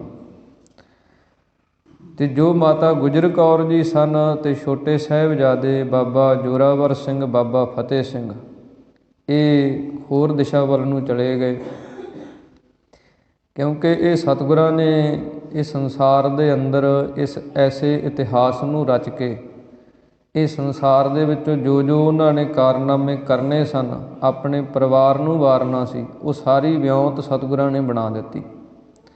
ਇਹ ਸਰਸਾ ਨੂੰ ਪਾਰ ਕਰਕੇ ਫਿਰ ਜੋ ਕੱਲ੍ਹ ਦੇ ਦਿਨ ਚਮਕੌਰ ਦਾ ਜੰਗ ਹੋਇਆ, ਉਹਦੀਆਂ ਵਿਚਾਰਾਂ ਆਪਾਂ ਆਉਣ ਵਾਲੇ ਸਮੇਂ ਦੇ ਅੰਦਰ ਕੱਲ੍ਹ ਨੂੰ ਕਰਾਂਗੇ। ਸੋ ਆਓ ਹੁਣ ਕੁਝ ਸਮੇਂ ਵਾਸਤੇ ਜੋ ਸਤਿਗੁਰਾਂ ਦੀ ਪਾਵਨ ਗੁਰਬਾਣੀ ਦੀ ਲੜੀਵਾਰ ਕਥਾ ਚੱਲ ਰਹੀ ਹੈ, ਉਸ ਪਾਵਨ ਪਵਿੱਤਰ ਸ਼ਬਦਾਂ ਦੇ ਨਾਲ ਆਪਾਂ ਵਿਚਾਰਨ ਦਾ ਯਤਨ ਕਰੀਏ। ਸਾਰੀ ਸੰਗਤ ਇੱਕ ਵਾਰ ਪ੍ਰੇਮ ਦੇ ਨਾਲ ਆਖੋ ਜੀ, ਸਤਿਨਾਮ ਸ੍ਰੀ ਵਾਹਿਗੁਰੂ ਸਾਹਿਬ ਜੀ। ਵਾਹਿਗੁਰੂ ਸਾਹਿਬ ਜੀ। ਸੋਰਠ ਮਹੱਲਾ ਪੰਜਵਾ। ਸੰਤੋ ਹਰਿ ਹਰਿ ਨਾਮ ਧਿਆਈ। ਸੋਰਠ ਰਾਗ ਦੇ ਅੰਦਰ ਪੰਚਮ ਪਾਤਸ਼ਾਹ ਧੰਨ ਸ੍ਰੀ ਗੁਰੂ ਅਰਜਨ ਦੇਵ ਮਹਾਰਾਜ ਜੀ ਇਹ ਪਾਵਨ ਪਵਿੱਤਰ ਸ਼ਬਦ ਉਚਾਰਨ ਕਰਦੇ ਹਨ। ਇਸ ਪਾਵਨ ਸ਼ਬਦ ਦੇ ਅੰਦਰ ਸਤਿਗੁਰਾਂ ਨੇ ਇਹ ਉਪਦੇਸ਼ ਬਖਸ਼ਿਸ਼ ਕੀਤਾ ਹੈ ਕਿ ਸੰਸਾਰ ਦੇ ਅੰਦਰ ਹਰ ਇੱਕ ਮਨੁੱਖ ਦੀਆਂ ਇੱਛਾਵਾਂ ਹੁੰਦੀਆਂ, ਉਹਦੀ ਇੱਛਾ ਹੁੰਦੀ ਹੈ ਕਿ ਮੈਨੂੰ ਆਹ ਮਿਲੇ, ਮੈਨੂੰ ਆਹ ਸੁੱਖ ਮਿਲੇ, ਮੈਨੂੰ ਇਹਦੀ ਪ੍ਰਾਪਤੀ ਹੋ ਜਾਏ। ਅਤੇ ਸਤਿਗੁਰੂ ਜੀ ਭੋਗ ਮੋਖ ਕੇ ਦਾਤੇ ਹੈ। ਜਿੱਥੇ ਸੰਸਾਰ ਦੀਆਂ ਪਦਾਰਥਾਂ ਨੂੰ ਦੇਣ ਵਾਲੇ ਆ, ਉੱਥੇ ਪਰਮਾਰਥ ਨੂੰ ਵੀ ਦੇਣ ਵਾਲੇ। ਤਾਂ ਸਤਿਗੁਰੂ ਜੀ ਕਹਿੰਦੇ, ਸੰਤ ਹੋ ਹਰਿ ਹਰਿ ਨਾਮ ਧਿਆਈ। ਕਿ ਹੇ ਰੱਬ ਦੇ ਪਿਆਰਿਓ, ਸੰਤ ਹੋ ਸ਼ਾਂਤ ਚਿੱਤ। ਜਿਹੜੇ ਸ਼ਾਂਤੀ ਦੇ ਵਿੱਚ ਰਹਿੰਦੇ ਹੈ ਉਹ ਸੰਤ ਹਨ। ਸਤਿਗੁਰੂ ਜੀ ਕਹਿੰਦੇ, ਹੇ ਸੰਤ ਹੋ ਗੁਰ ਸਿੱਖੋ ਪਿਆਰਿਓ, ਹਰਿ ਹਰਿ ਨਾਮ ਧਿਆਈ। ਜੋ ਹਰੀ ਪਰਮੇਸ਼ਰ ਹੈ, ਸਭ ਨੂੰ ਹਰੇ ਭਰੇ ਕਰਨ ਵਾਲਾ ਹੈ, ਉਸ ਦੇ ਨਾਮ ਨੂੰ ਧਿਆਉਣਾ ਕਰੀਏ। ਪਰਮੇਸ਼ਰ ਦੇ ਜਿੱਥੇ ਬੇਅੰਤ ਨਾਮ ਹਨ, ਉੱਥੇ ਨਾਮਾਂ ਦੇ ਵਿੱਚੋਂ ਇੱਕ ਨਾਮ ਹਰਿ ਵੀ ਹੈ, ਕਿ ਉਹ ਪਰਮੇਸ਼ਰ ਨੂੰ ਹਰਿ ਆਖਿਆ ਜਾਂਦਾ। ਹਰਿ ਦਾ ਅਰਥ ਵਿਦਵਾਨਾਂ ਨੇ ਕੀਤਾ ਹੈ, ਹਰਿ ਹਰੰਤੀ ਪਾਪਾਨੀ ਦੁਸ਼ਟ ਚਿੱਤ ਬ੍ਰਿਤੀ ਸਮਰੰਤਾ। ਕਿ ਉਸ ਪਰਮੇਸ਼ਰ ਨੂੰ ਹਰਿ ਕਿਉਂ ਆਖਿਆ ਜਾਂਦਾ ਹੈ?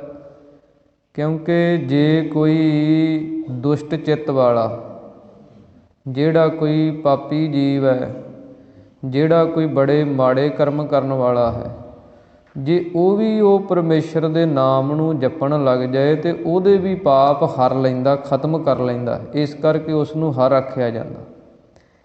ਇਸ ਕਰਕੇ ਸਤਿਗੁਰੂ ਜੀ ਕਹਿੰਦੇ, ਜੋ ਸਭ ਨੂੰ ਹਰੇ ਭਰੇ ਕਰਨ ਵਾਲਾ ਹੈ, ਸਭ ਦੇ ਪਾਪਾਂ ਨੂੰ ਹਰਿ ਕਹੀਏ ਨਾਸ ਕਰਨ ਵਾਲਾ ਹੈ। ਹੇ ਗੁਰਸਿੱਖੋ ਸੰਤ ਜਨੋ, ਉਹਦੇ ਨਾਮ ਨੂੰ ਧਿਆਉਣਾ ਕਰੋ। ਸੁਖ ਸਾਗਰ ਪ੍ਰਭ ਵਿਸਰੋ ਨਾਹੀ, ਮਨ ਚਿੰਦਿਆੜਾ ਫਲ ਪਾਈ। ਸਤਿਗੁਰੂ ਜੀ ਕਹਿੰਦੇ, ਜਿਨ੍ਹਾਂ ਨੂੰ ਪ੍ਰਭੂ ਵਿਸਰਦਾ ਨਹੀਂ ਹੈ, ਪ੍ਰਭ ਵਿਸਰੋ ਨਾਹੀ। ਪ੍ਰਭੂ ਪਰਮੇਸ਼ਰ ਜੋ ਸੁੱਖਾਂ ਦਾ ਸਾਗਰ ਹੈ, ਜਿਵੇਂ ਸਾਗਰ ਦੇ ਵਿੱਚੋਂ, ਸਮੁੰਦਰ ਦੇ ਵਿੱਚੋਂ ਹੀਰੇ ਨਿਕਲਦੇ ਹੈ, ਮੋਤੀ ਨਿਕਲਦੇ ਹੈ, ਜਵਾਹਰਾਤ ਨਿਕਲਦੇ ਹੈ, ਬੜੀਆਂ ਕੀਮਤੀ ਚੀਜ਼ਾਂ ਨਿਕਲਦੀਆਂ। ਇਸੇ ਤਰ੍ਹਾਂ ਹੀ ਸਤਿਗੁਰੂ ਜੀ ਕਹਿੰਦੇ, ਪਰਮੇਸ਼ਰ ਵੀ ਸੁੱਖਾਂ ਦਾ ਸਾਗਰ ਹੈ, ਸਾਰੇ ਸੁੱਖ ਉਹਦੇ 'ਚੋਂ ਹੀ ਨਿਕਲਦੇ ਹੈ। ਸਾਰੇ ਸੁੱਖਾਂ ਨੂੰ ਦੇਣ ਵਾਲਾ ਉਹੀ ਹੈ। ਇਸ ਕਰਕੇ ਜਿਨ੍ਹਾਂ ਨੂੰ ਉਹ ਪ੍ਰਭੂ ਪਰਮੇਸ਼ਰ ਸੁੱਖਾਂ ਦਾ ਸਾਗਰ ਨਹੀਂ ਵਿਸਰਦਾ, ਨਹੀਂ ਭੁੱਲਦਾ ਹੈ, ਮਨ ਚਿੰਦੇ ਅੜਾ ਫਲ ਪਾਈ। ਉਹ ਸਤਿਗੁਰੂ ਜੀ ਕਹਿੰਦੇ ਮਨ ਭਾਉਂਦਾ ਜਿਹੜਾ ਫਲ ਹੈ ਨਾ, ਉਹਨੂੰ ਪ੍ਰਾਪਤ ਕਰ ਲੈਂਦੇ ਹੈ। ਮਨ ਚਿੰਦੇ ਅੜਾ, ਮਨ ਇੱਛਤ ਫਲ ਦੀ ਪ੍ਰਾਪਤੀ ਹੁੰਦੀ ਹੈ। ਇਸ ਕਰਕੇ ਸਤਿਗੁਰੂ ਜੀ ਕਹਿੰਦੇ ਫਲ ਕਿਹੜੇ ਹਨ ਸੰਸਾਰ ਦੇ ਅੰਦਰ, ਕਿਉਂਕਿ ਫਲ ਹਮੇਸ਼ਾ ਸੁੱਖ ਵਾਸਤੇ ਆਪਾਂ ਵਰਤਦੇ ਹਾਂ। ਜਦੋਂ ਫਲ ਸ਼ਬਦ ਵਰਤਿਆ ਜਾਂਦਾ ਤਾਂ ਉਹਦਾ ਅਰਥ ਹੁੰਦਾ ਸੁੱਖ ਦੀ ਪ੍ਰਾਪਤੀ ਹੋਵੇ। ਅਤੇ ਸੁੱਖ ਸਤਿਗੁਰੂ ਜੀ ਕਹਿੰਦੇ ਪਰਮੇਸ਼ਰ ਦੇ ਨਾਮ ਵਿੱਚ ਹੈ। ਸੁੱਖ ਜਿਹੜਾ ਉਹ ਪ੍ਰਭੂ ਦੀ ਬੰਦਗੀ ਵਿੱਚ ਹੈ। ਇਸ ਕਰਕੇ ਜਿਹੜਾ ਬੰਦਗੀ ਰੂਪੀ ਫਲ ਹੈ, ਪਰਮੇਸ਼ਰ ਦਾ ਨਾਮ ਜਪਣ ਰੂਪੀ ਫਲ ਹੈ, ਉਹ ਆਪਣੇ ਮਨ ਦੇ ਵਿੱਚ ਉਹ ਪ੍ਰਾਪਤ ਕਰ ਲੈਂਦੇ ਹਨ। ਰਹਾਉ ਸਤਿਗੁਰ ਪੂਰੈ ਤਾਪ ਗਵਾਇਆ, ਆਪਣੀ ਕਿਰਪਾ ਧਾਰੀ। ਸਤਿਗੁਰੂ ਜੀ ਬਚਨ ਕਰਦੇ ਹਨ ਜਿਨ੍ਹਾਂ ਦੇ ਉੱਤੇ ਪੂਰੇ ਸਤਿਗੁਰੂ ਨੇ ਕਿਰਪਾ ਧਾਰੀ ਕਹੀਏ ਕੀਤੀ ਹੈ, ਤਾਪ ਗਵਾਇਆ। ਉਹਨਾਂ ਦੇ ਜਿਹੜੇ ਤਾਪ ਹਨ, ਆਦਿ ਵਿਆਧੀ ਉਪਾਧੀ, 3 ਤਰ੍ਹਾਂ ਦੇ ਤਾਪ ਹਨ। ਤੀਨੇ ਤਾਪ ਨਿਵਾਰਨ ਹਾਰਾ, ਦੁੱਖ ਹੰਤਾ ਸੁਖ ਰਾਸ, ਤਾਕੋ ਬਿਘਨ ਨ ਕੋਊ ਲਾਗੈ, ਜਾ ਕੀ ਪ੍ਰਭ ਆਗੈ ਅਰਦਾਸ। ਸਤਿਗੁਰੂ ਜੀ ਕਹਿੰਦੇ ਹਨ ਕਿ ਜਿਨ੍ਹਾਂ ਦੇ ਉੱਤੇ ਸਤਿਗੁਰਾਂ ਨੇ ਪੂਰਿਆਂ ਨੇ ਕਿਰਪਾ ਕੀਤੀ ਹੈ, ਉਹਨਾਂ ਦੇ ਇਹ ਤਿੰਨੇ ਤਾਪ, ਸਰੀਰ ਦੇ ਰੋਗ, ਮਨ ਦੇ ਰੋਗ, ਉੱਪਰੋਂ ਪੈਣ ਵਾਲੇ ਕੋਈ ਕਸ਼ਟ ਦੁੱਖ, ਇਹ ਸਾਰੇ ਹੀ ਉਹਨਾਂ ਦੇ ਨਾਸ ਕਰ ਦਿੱਤੇ ਹਨ। ਪਾਰ ਬ੍ਰਹਮ ਪ੍ਰਭ ਭਏ ਦਇਆਲਾ, ਦੁੱਖ ਮਿਟਿਆ ਸਭ ਪਰਵਾਰੀ। ਸਤਿਗੁਰੂ ਜੀ ਕਹਿੰਦੇ ਪਾਰ ਬ੍ਰਹਮ ਜੋ ਪਾਪਾਂ ਪੁੰਨਾਂ ਤੋਂ ਪਰੇ ਬ੍ਰਹਮ ਵਿਆਪਕ ਸਰੂਪ ਪਰਮੇਸ਼ਰ ਹੈ, ਭਏ ਦਇਆਲਾ, ਜਿਨ੍ਹਾਂ ਦੇ ਉੱਤੇ ਉਹ ਦਿਆਲੂ ਹੋ ਗਿਆ। ਦਇਆਲਾ ਉਸ ਨੂੰ ਆਖਿਆ ਜਾਂਦਾ, ਦਇਆ ਦਾ ਉਹ ਘਰ ਹੈ। ਆਲਾ ਨਾਮ ਘਰ ਦਾ ਹੁੰਦਾ। ਜਿਵੇਂ ਆਪਾਂ ਪੜ੍ਹਦੇ ਹਾਂ ਨਾ, ਪਾਠਸ਼ਾਲਾ, ਪਾਠ ਕਰਨ ਵਾਲਾ ਘਰ, ਪੁਸਤਸ਼ਾਲਾ, ਪੁਸਤਕਾਂ ਦਾ ਘਰ। ਇਸੇ ਤਰ੍ਹਾਂ ਹੀ ਉਹ ਪਰਮੇਸ਼ਰ ਦਇਆਲਾ, ਉਹ ਦਇਆ ਦਾ ਘਰ ਹੈ। ਉਹਦੇ ਵਿੱਚੋਂ ਦਇਆ ਹੀ ਨਿਕਲਦੀ ਹੈ। ਉਹ ਸਭ ਦੇ ਉੱਤੇ ਦਇਆ ਤਰਸ ਕਰਨ ਵਾਲਾ ਪਰਮੇਸ਼ਰ ਵਾਹਿਗੁਰੂ ਜੀ ਦੇ ਉੱਤੇ ਦਇਆ ਕਰ ਦਿੰਦਾ ਹੈ, ਤਰਸ ਕਰ ਦਿੰਦਾ ਹੈ। ਦੁੱਖ ਮਿਟਿਆ ਸਭ ਪਰਿਵਾਰੀ, ਉਹਦਾ ਸਾਰਾ ਦੁੱਖ ਮਿਟ ਜਾਂਦਾ, ਸਹਿਤ ਪਰਿਵਾਰ ਦੇ ਮਿਟ ਜਾਂਦਾ। ਸਾਰੇ ਪਰਿਵਾਰ ਦੇ ਉਹਦੇ ਦੁੱਖ ਕਸ਼ਟ ਜਿਹੜੇ ਆ ਉਹ ਮਿਟ ਜਾਂਦੇ ਆ। ਧੰਨ ਗੁਰੂ ਗੋਬਿੰਦ ਸਿੰਘ ਮਹਾਰਾਜ ਸੱਚੇ ਪਾਤਸ਼ਾਹ ਜੀ ਨੇ ਕਿਰਪਾ ਕੀਤੀ, ਆਪਣਾ ਪਰਿਵਾਰ ਵਾਰ ਦਿੱਤਾ। ਬੇਅੰਤ ਸਿੰਘਾਂ ਨੇ ਕੁਰਬਾਨੀ ਕਰ ਦਿੱਤੀ ਅਤੇ ਸਤਿਗੁਰਾਂ ਨੇ ਕਿਹਾ ਕਿ ਸੁਖੀ ਵਸੈ ਮੋਰੋ ਪਰਿਵਾਰਾ, ਸੇਵਕ ਸਿੱਖ ਸਭੈ ਕਰਤਾਰਾ। ਸਤਿਗੁਰੂ ਜੀ ਕਹਿੰਦੇ ਖਾਲਸਾ ਪੰਥ ਜਿਹੜਾ ਨਾ, ਇਹ ਸਾਡਾ ਪਰਿਵਾਰ ਹੈ। ਕਿਉਂਕਿ 2 ਤਰ੍ਹਾਂ ਦੀ ਸੰਤਾਨ ਹੁੰਦੀ ਹੈ ਸੰਸਾਰ ਦੇ ਅੰਦਰ। ਇੱਕ ਨੂੰ ਬਿੰਦੀ ਸੰਤਾਨ ਆਖਿਆ ਜਾਂਦਾ, ਇੱਕ ਨੂੰ ਨਾਦੀ ਸੰਤਾਨ ਆਖਿਆ ਜਾਂਦਾ।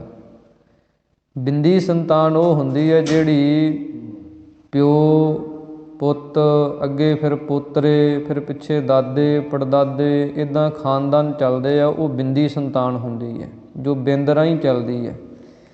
ਇੱਕ ਨਾਦੀ ਸੰਤਾਨ ਹੈ ਜੋ ਧੰਨ ਗੁਰੂ ਗੋਬਿੰਦ ਸਿੰਘ ਮਹਾਰਾਜ ਜੀ ਨੇ ਖਾਲਸੇ ਦੀ ਸਾਜਨਾ ਕੀਤੀ।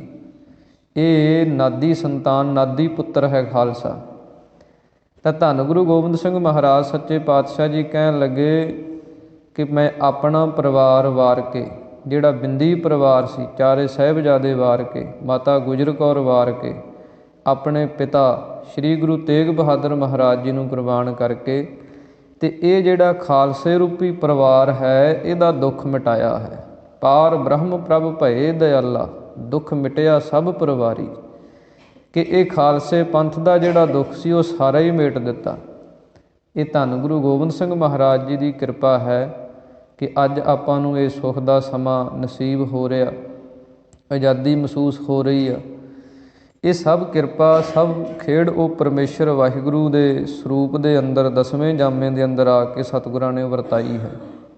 ਇਸ ਕਰਕੇ ਸਤਿਗੁਰੂ ਗੁਰੂ ਅਰਜਨ ਦੇਵ ਮਹਾਰਾਜ ਇੱਥੇ ਬਚਨ ਕਰਦੇ ਹਨ, ਜਿਨ੍ਹਾਂ ਦੇ ਉੱਤੇ ਪਰਮੇਸ਼ਰ ਵਾਹਿਗੁਰੂ ਦਇਆ ਕਰ ਦਿੰਦਾ ਹੈ, ਤਰਸ ਕਰ ਦਿੰਦਾ, ਉਹਨਾਂ ਦਾ ਦੁੱਖ ਜਿਹੜਾ ਜੰਮਣ ਅਤੇ ਮਰਨ ਦਾ ਇਹ ਵੀ ਮਿਟ ਜਾਂਦਾ ਹੈ। ਅਤੇ ਸਾਰਾ ਪਰਿਵਾਰ ਜਿਹੜਾ ਦੈਵੀ ਗੁਣਾਂ ਦਾ ਹੈ, ਕਿਉਂਕਿ ਸਿੱਖ ਦੇ ਵੀ 2 ਤਰ੍ਹਾਂ ਦੇ ਪਰਿਵਾਰ ਹਨ। ਇੱਕ ਤੇ ਆਪਣੇ ਪਰਿਵਾਰ ਹਨ, ਧੀਆਂ ਪੁੱਤਰ, ਮਾਤਾ ਪਿਤਾ, ਭੈਣ ਭਰਾ, ਰਿਸ਼ਤੇਦਾਰ, ਸਾਕ ਸੰਬੰਧੀ ਪਰਿਵਾਰ ਹਨ। ਇੱਕ ਸਿੱਖ ਦਾ ਸ਼ੁਭ ਗੁਣਾਂ ਦਾ ਪਰਿਵਾਰ ਹੈ, ਚੰਗੇ ਗੁਣਾਂ ਦਾ ਪਰਿਵਾਰ ਹੈ ਕਿ ਸੱਤ, ਸੰਤੋਖ, ਦਇਆ, ਧਰਮ, ਧੀਰਜ, ਵਿਰਾਗ। ਜਿਵੇਂ ਸਤਿਗੁਰਾਂ ਨੇ ਕਿਹਾ ਨਾ, ਮਤ ਮਾਤਾ ਸੰਤੋਖ ਪਿਤਾ, ਕਿ ਜਿਹੜੀ ਚੰਗੀ ਮੱਤ ਹੈ ਨਾ, ਚੰਗੀ ਅਕਲ ਹੈ, ਉਹ ਸਾਡੀ ਮਾਤਾ ਹੈ। ਜਿਹੜਾ ਸੰਤੋਖ ਹੈ ਉਹ ਸਾਡਾ ਪਿਤਾ ਹੈ। ਇਸੇ ਤਰ੍ਹਾਂ ਇਹ ਜਿਹੜੇ ਚੰਗੇ ਗੁਣ ਹਨ, ਇਹ ਵੀ ਸਿੱਖ ਦਾ ਪਰਿਵਾਰ ਹੈ। ਅਤੇ ਇਹ ਚੰਗੇ ਗੁਣਾਂ ਨੂੰ ਆਪਣੇ ਅੰਦਰ ਬਣਾ ਕੇ ਰੱਖਣਾ, ਆਪਣੇ ਦਿਲ ਦੇ ਅੰਦਰ ਇਹ ਚੰਗੇ ਗੁਣ ਧਾਰਨ ਕਰਨੇ, ਇਹ ਸਾਰਾ ਪਰਿਵਾਰ ਵੀ ਸਤਿਗੁਰੂ ਜੀ ਕਹਿੰਦੇ ਚੰਗੇ ਗੁਣਾਂ ਦਾ ਉਹਨਾਂ ਦਾ ਸੁਖੀ ਹੋ ਜਾਂਦਾ, ਉਹ ਦੁੱਖ ਉਹਦੇ ਮਿਟ ਜਾਂਦੇ ਹਨ। ਸਰਬ ਨਿਧਾਨ ਮੰਗਲ ਰਸ ਰੂਪਾ, ਹਰਿ ਕਾ ਨਾਮ ਆਧਾਰੋ। ਧੰਨ ਗੁਰੂ ਅਰਜਨ ਦੇਵ ਮਹਾਰਾਜ ਸੱਚੇ ਪਾਤਸ਼ਾਹ ਜੀ ਅੱਗੇ ਬਚਨ ਕਰਦੇ ਹਨ ਕਿ ਰਸ ਪ੍ਰੇਮ ਦੇ ਸਹਿਤ ਹੋ ਕੇ, ਜਿਨ੍ਹਾਂ ਨੇ ਪ੍ਰੇਮ ਸਹਿਤ ਹੋ ਕੇ ਜੋ ਮੰਗਲ ਸਰੂਪ, ਜੋ ਖੁਸ਼ੀਆਂ ਨੂੰ ਦੇਣ ਵਾਲਾ ਮੰਗਲ ਸਰੂਪ ਪਰਮੇਸ਼ਰ ਵਾਹਿਗੁਰੂ ਹੈ, ਹਰਿ ਕਾ ਨਾਮ ਆਧਾਰੋ, ਉਹਦੇ ਨਾਮ ਦਾ ਜਿਨ੍ਹਾਂ ਨੇ ਆਸਰਾ ਲਿਆ, ਸਰਬ ਨਿਧਾਨ, ਅਤੇ ਸਾਰੇ ਖਜ਼ਾਨਿਆਂ ਦਾ ਮਾਲਕ ਜਿਹੜਾ ਪਰਮੇਸ਼ਰ ਹੈ ਉਹ ਉਹਨਾਂ ਨੂੰ ਪ੍ਰਾਪਤ ਹੋ ਜਾਂਦਾ। ਕਿਉਂਕਿ ਪਰਮੇਸ਼ਰ ਦੀ ਪ੍ਰਾਪਤੀ ਦਾ ਸਾਧਨ ਪ੍ਰੇਮ ਹੈ। ਕਲਯੁਗ ਦੇ ਸਮੇਂ ਦੇ ਅੰਦਰ ਜਿੱਥੇ ਬੜੇ ਬੜੇ ਸਾਧਨ ਪਿਛਲੇ ਯੁੱਗਾਂ ਦੇ ਅੰਦਰ ਹੋਏ, ਕਿਤੇ ਯੁੱਗ ਆਇਆ ਜਗ ਕਰਨ ਦਾ, ਕਿਤੇ ਤਪ ਕਰਨ ਦਾ, ਕਿਸੇ ਤਰ੍ਹਾਂ ਪਿੱਛੇ ਜਿੰਨੇ ਸਮੇਂ ਹੋ ਚੁੱਕੇ ਆ, ਕਲਯੁਗ ਦੇ ਸਮੇਂ ਦੇ ਅੰਦਰ ਸਤਿਗੁਰੂ ਜੀ ਕਹਿੰਦੇ ਪ੍ਰੇਮਾ ਭਗਤੀ ਹੀ ਪਰਮੇਸ਼ਰ ਦੇ ਦਰ 'ਤੇ ਪ੍ਰਵਾਨ ਹੈ। ਸਤਿਗੁਰਾਂ ਦੀ ਪਾਵਨ ਬਾਣੀ ਦੇ ਅੰਦਰ ਬਚਨ ਹਨ ਕਿ ਭਾਉ ਭਗਤ ਪ੍ਰੇਮਾ ਭਗਤੀ। ਧੰਨ ਗੁਰੂ ਗੋਬਿੰਦ ਸਿੰਘ ਮਹਾਰਾਜ ਦੇ ਬਚਨ ਆਪਾਂ ਪੜ੍ਹਦੇ ਹਾਂ ਨਿਤਨੇਮ ਦੇ ਅੰਦਰ, ਸਾਚ ਕਹੋ ਸੁਨ ਲੇਹੋ ਸਭੈ, ਜਿਨ ਪ੍ਰੇਮ ਕੀਓ ਤਿਨ ਹੀ ਪ੍ਰਭ ਪਾਇਓ। ਕਿਉਂਕਿ ਪ੍ਰੇਮ ਦੁਆਰਾ ਹੀ ਉਹ ਪਰਮੇਸ਼ਰ ਦੀ ਪ੍ਰਾਪਤੀ ਹੈ। ਅਤੇ ਜਿਹੜਾ ਪ੍ਰੇਮ ਕਰਦਾ ਪਰਮੇਸ਼ਰ ਦੇ ਨਾਲ, ਉਹਨੂੰ ਸਤਿਗੁਰੂ ਜੀ ਕਹਿੰਦੇ ਜੋ ਮੰਗਲ ਖੁਸ਼ੀਆਂ ਨੂੰ, ਮੰਗਲ ਦਾ ਅਰਥ ਹੁੰਦਾ ਖੁਸ਼ੀ, ਜਿਵੇਂ ਆਮ ਸ਼ਬਦ ਵਰਤੇ ਜਾਂਦੇ ਆ ਹੋਰ ਕੁਸ਼ਲ ਮੰਗਲ, ਕਿਸੇ ਨੂੰ ਪੁੱਛਣਾ ਜਦੋਂ ਹਾਲ ਚਾਲ ਪੁੱਛਦੇ ਤਾਂ ਉਦੋਂ ਸ਼ਬਦ ਵਰਤਦੇ ਕਿ ਹੋਰ ਤੁਹਾਡੇ ਸਾਰੇ ਕੁਸ਼ਲ ਮੰਗਲ ਹੈ, ਭਾਵ ਕਿ ਖੁਸ਼ੀ ਹੈ, ਸ਼ਾਂਤੀ ਹੈ।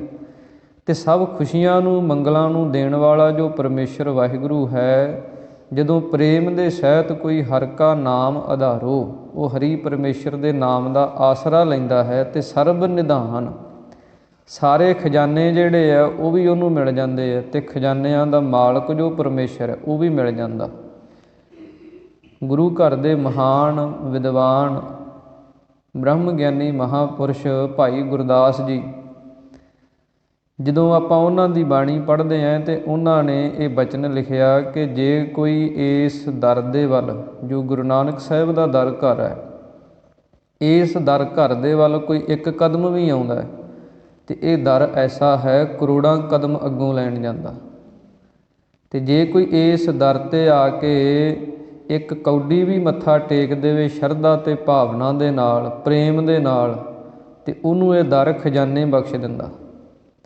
ਭਾਈ ਗੁਰਦਾਸ ਸਾਹਿਬ ਜੀ ਬਚਨ ਲਿਖਦੇ ਹਨ, ਸਤਿਗੁਰ ਚਰਨ ਸ਼ਰਨ ਏਕ ਪੈਂਡਾ ਜਾਏ ਚੱਲ, ਸਤਿਗੁਰ ਕੋਟ ਪੈਂਡਾ ਆਗੈ ਹੋਏ ਲੇਤ ਹੈ, ਭਾਵਨੀ ਭਗਤ ਭਾਏ ਕੌਡੀ ਅਗਰ ਭਾਖ ਰੱਖੈ, ਸਤਿਗੁਰ ਸਰਬ ਨਿਧਾਨ ਦਾਨ ਦੇਤ ਹੈ, ਸਤਿਗੁਰ ਦਇਆ ਨਿਧ ਮਹਿਮਾ ਅਗਾਧ ਬੋਧ, ਨਮੋ ਨਮੋ ਨਮੋ ਨੇਤ ਨੇਤ ਨੇਤ ਹੈ। ਕਿ ਜੇ ਕੋਈ ਇਸ ਦਰ 'ਤੇ ਆ ਕੇ ਭਾਵਨਾ ਦੇ ਨਾਲ ਕੌਡੀ ਵੀ ਰੱਖ ਦੇਵੇ ਅਤੇ ਸਰਬ ਨਿਧਾਨ, ਸਾਰੇ ਖਜ਼ਾਨੇ ਜਿਹੜੇ ਆ ਉਹਨਾਂ ਨੂੰ ਸਤਿਗੁਰੂ ਜੀ ਬਖਸ਼ਣ ਵਾਲੇ ਹੈ। ਖਜ਼ਾਨਾ ਕੀ ਹੈ? ਖਜ਼ਾਨਾ ਪਰਮੇਸ਼ਰ ਦਾ ਨਾਮ ਹੈ। ਨੌ ਨਿਧ ਪ੍ਰਭ ਕਾ ਨਾਮ, ਦੇਹੀ ਮਹਿ ਇਸਕਾ ਵਿਸਰਾਮ। 9 ਨਿਧੀਆਂ ਦਾ ਮਾਲਕ ਜਿਹੜਾ ਹੈ ਉਹ ਪਰਮੇਸ਼ਰ ਦਾ ਨਾਮ ਹੈ, ਅਤੇ ਉਹ ਸਾਡੇ ਅੰਦਰ ਹੀ ਵਸਦਾ, ਹਿਰਦੇ ਦੇ ਅੰਦਰ ਹੀ ਹੈ। ਸਤਿਗੁਰੂ ਜੀ ਕੀ ਕਰਦੇ ਹੈ, ਜਦੋਂ ਆਪਾਂ ਗੁਰੂ ਵਾਲੇ ਬਣ ਜਾਂਦੇ ਹਾਂ ਅਤੇ ਗੁਰੂ ਕਿਰਪਾ ਕਰਕੇ ਨਾਮ ਦੀ ਦਾਤ ਬਖਸ਼ਦਾ। ਉਹ ਨਾਮ ਨੂੰ ਜਪਣੇ ਕਰਕੇ, ਉਹਦਾ ਅਭਿਆਸ ਕਰਨੇ ਕਰਕੇ ਉਹ ਸਾਡੇ ਅੰਦਰ ਉਤਰ ਜਾਂਦਾ ਅਤੇ ਸਾਡੇ ਹਿਰਦੇ ਦੇ ਵਿੱਚ ਉਹ ਪਰਮੇਸ਼ਰ ਵਾਹਿਗੁਰੂ ਜਿਹੜਾ ਪ੍ਰਗਟ ਹੋ ਜਾਂਦਾ। ਤੂੰ ਹਿਰਦੈ ਗੁਪਤ ਵਸੈ ਦਿਨ ਰਾਤੀ, ਤੇਰਾ ਭਾਉ ਨਾ ਬੁੱਝੈ ਗਵਾਰੀ। ਪਰਮੇਸ਼ਰ ਹਿਰਦੇ ਦੇ ਅੰਦਰ ਹੀ ਵਸਦਾ ਸਾਡੇ, ਪਰ ਉਹਦੇ ਵਾਸਤੇ ਜਦੋਂ ਆਪਾਂ ਮਿਹਨਤ ਕਰਦੇ ਹਾਂ, ਸਾਧਨ ਕਰਦੇ ਹਾਂ, ਜਿਵੇਂ ਸਤਿਗੁਰਾਂ ਦੇ ਬਚਨ ਹਨ, ਸਗਲ ਬਨਸਪਤ ਮਹਿ ਬੈ ਸੰਤਰ, ਸਗਲ ਦੂਧ ਮਹਿ ਘੀਆ, ਊਚ ਨੀਚ ਮਹਿ ਜੋਤ ਸਤਾਣੀ, ਘਟ ਘਟ ਮਾਧੋ ਜੀਆ। ਕਿ ਇਹ ਜਿਵੇਂ ਆਪਾਂ ਵੇਖਦੇ ਹਾਂ ਕਿ ਦੁੱਧ ਦੇ ਅੰਦਰ ਘਿਓ ਹੈ, ਪਰ ਜੇ ਆਪਾਂ ਸਿੱਧਾ ਕਹੀਏ ਵੀ ਦੁੱਧ ਦੇ ਅੰਦਰ ਘਿਓ ਹੈ, ਕਿੱਥੇ ਹੈ? ਅਤੇ ਉਹਦੇ ਵਾਸਤੇ ਫਿਰ ਆਪਾਂ ਨੂੰ ਯਤਨ ਕਰਨਾ ਪੈਂਦਾ। ਪਹਿਲਾਂ ਉਹਨੂੰ ਜਾਗ ਲਾਉਣੇ ਹੈ, ਜਮਾਉਣੇ ਹੈ, ਫਿਰ ਉਹਨੂੰ ਰਿੜਕਦੇ ਹੈ, ਫਿਰ ਉਹਦਾ ਮੱਖਣ ਬਣਦਾ, ਫਿਰ ਗਰਮ ਕਰਦੇ ਹੈ, ਫਿਰ ਕਿਤੇ ਜਾ ਕੇ ਉਹਦਾ ਘਿਓ ਬਣਦਾ। ਇਸੇ ਤਰ੍ਹਾਂ ਹੀ ਸਾਡੇ ਅੰਦਰ ਆਪਾਂ ਸਿੱਧਾ ਕਹਿ ਦਿੰਦੇ ਹਾਂ ਕਿ ਪਰਮੇਸ਼ਰ ਸਾਡੇ ਅੰਦਰ ਹੀ ਹੈ, ਪਰ ਜੇ ਉਹਨੂੰ ਪ੍ਰਾਪਤ ਕਰਨਾ, ਜੇ ਉਹਨੂੰ ਪ੍ਰਗਟ ਕਰਨਾ, ਉਹਦੇ ਵਾਸਤੇ ਫਿਰ ਜੋ ਜੋ ਕਰਮ ਸਤਿਗੁਰਾਂ ਨੇ ਸਾਨੂੰ ਦੱਸੇ ਹੈ, ਉਹ ਆਪਾਂ ਜਦੋਂ ਕਰਦੇ ਹਾਂ ਅਤੇ ਫਿਰ ਉਹਦੀ ਸਾਖਿਆਤਤਾ ਹੁੰਦੀ ਹੈ। ਇਸ ਕਰਕੇ ਸਤਿਗੁਰੂ ਜੀ ਕਹਿੰਦੇ, ਹਰੀ ਪਰਮੇਸ਼ਰ ਦੇ ਨਾਮ ਦਾ ਜਿਨ੍ਹਾਂ ਨੇ ਆਸਰਾ ਲਿਆ ਹੈ ਅਤੇ ਪ੍ਰੇਮ ਸਹਿਤ ਉਹਨੂੰ ਜਪਿਆ ਹੈ, ਉਹਨਾਂ ਨੂੰ ਐਸੇ ਖੁਸ਼ੀਆਂ ਦੇਣ ਵਾਲੇ ਅਤੇ ਸਰਬ ਖਜ਼ਾਨਿਆਂ ਨੂੰ ਦੇਣ ਵਾਲੇ ਪਰਮੇਸ਼ਰ ਦੀ ਪ੍ਰਾਪਤੀ ਹੋ ਜਾਂਦੀ ਹੈ। ਨਾਨਕ ਪਤ ਰਾਖੀ ਪਰਮੇਸ਼ਰ, ਉਧਰਿਆ ਸਭ ਸੰਸਾਰੋ। ਸਤਿਗੁਰੂ ਗੁਰੂ ਅਰਜਨ ਦੇਵ ਮਹਾਰਾਜ ਬਚਨ ਕਰਦੇ ਹਨ ਕਿ ਜਿਹੜੀ ਪਤ ਇੱਜ਼ਤ ਹੈ, ਉਹਦੀ ਰਾਖੀ ਕਰਨ ਵਾਲਾ ਪਰਮੇਸ਼ਰ ਵਾਹਿਗੁਰੂ ਹੈ। ਉਸ ਪਰਮੇਸ਼ਰ ਨੇ ਹੀ ਸਭ ਜੀਵਾਂ ਦੀ ਜਿਹੜੀ ਇੱਜ਼ਤ ਆਬਰੂ ਦੀ ਰਾਖੀ ਕੀਤੀ ਹੈ। ਉਧਰਿਆ ਸਭ ਸੰਸਾਰੋ, ਅਤੇ ਜਿੰਨਾ ਇਹ ਸੰਸਾਰ ਹੈ ਸਾਰਾ ਹੀ ਉਹ ਪਰਮੇਸ਼ਰ ਨੇ ਉਧਾਰ ਦਿੱਤਾ ਹੈ, ਸਾਰਾ ਹੀ ਉਹ ਪਰਮੇਸ਼ਰ ਨੇ ਪਾਰ ਕਰ ਦਿੱਤਾ ਹੈ।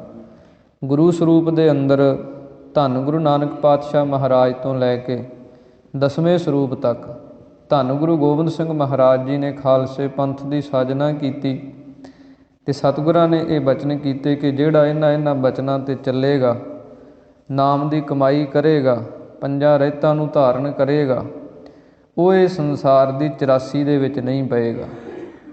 ਇਸ ਕਰਕੇ ਸਤਿਗੁਰਾਂ ਦੇ ਉਹਨਾਂ ਬਚਨਾਂ ਨੂੰ ਆਪਾਂ ਚੇਤੇ ਕਰੀਏ। ਇਸ ਕਰਕੇ ਸਤਿਗੁਰੂ ਜੀ ਕਹਿੰਦੇ ਹਨ, ਨਾਨਕ ਪਤ ਰਾਖੀ ਪਰਮੇਸ਼ਰ, ਉਧਰਿਆ ਸਭ ਸੰਸਾਰੋ। ਪਰਮੇਸ਼ਰ ਵਾਹਿਗੁਰੂ ਨੇ ਆਪਣਾ ਪ੍ਰੇਮ ਰੂਪੀ ਵਸਤਰ ਬਖਸ਼ ਕੇ ਅਤੇ ਪਤ ਜਿਹੜੀ ਇੱਜ਼ਤ ਹੈ ਉਹ ਰੱਖ ਲਈ। ਪ੍ਰੇਮ ਪਟੋਲਾ ਤੈ ਸਹਿ ਦਿੱਤਾ, ਢੱਕਣ ਕੂ ਪਤ ਮੇਰੀ, ਦਾਨਾ ਬੀਨਾ ਸਾਈਂ ਮੈਂਡਾ, ਨਾਨਕ ਸਾਰ ਨਾ ਜਾਣਾ ਤੇਰੀ। ਕਿਸੇ ਦੀ ਪੱਤ ਢੱਕਣੀ ਹੋਵੇ ਅਤੇ ਆਪਾਂ ਕਹਿੰਦੇ ਹਾਂ ਕਿ ਉਹਨੂੰ ਵਸਤਰ ਦਿੱਤਾ ਜਾਂਦਾ, ਕੱਪੜਾ ਦਿੱਤਾ ਜਾਂਦਾ। ਪਰਮੇਸ਼ਰ ਨੇ ਆਪਣਾ ਪ੍ਰੇਮ ਰੂਪੀ ਵਸਤਰ ਬਖਸ਼ ਕੇ ਪ੍ਰੇਮ ਪਟੋਲਾ ਤੈ ਸਹਿ ਦਿੱਤਾ, ਪਟੋਲਾ ਨਾਮ ਵਸਤਰ ਦਾ ਹੈ। ਢੱਕਣ ਕੂ ਪੱਤ ਮੇਰੀ, ਸਾਡੀ ਜਿਹੜੀ ਪੱਤ ਇੱਜ਼ਤ ਹੈ ਉਸ ਨੂੰ ਢੱਕਣ ਵਾਸਤੇ ਪਰਮੇਸ਼ਰ ਨੇ ਆਪਣਾ ਪ੍ਰੇਮ ਰੂਪੀ ਵਸਤਰ ਦਿੱਤਾ ਹੈ।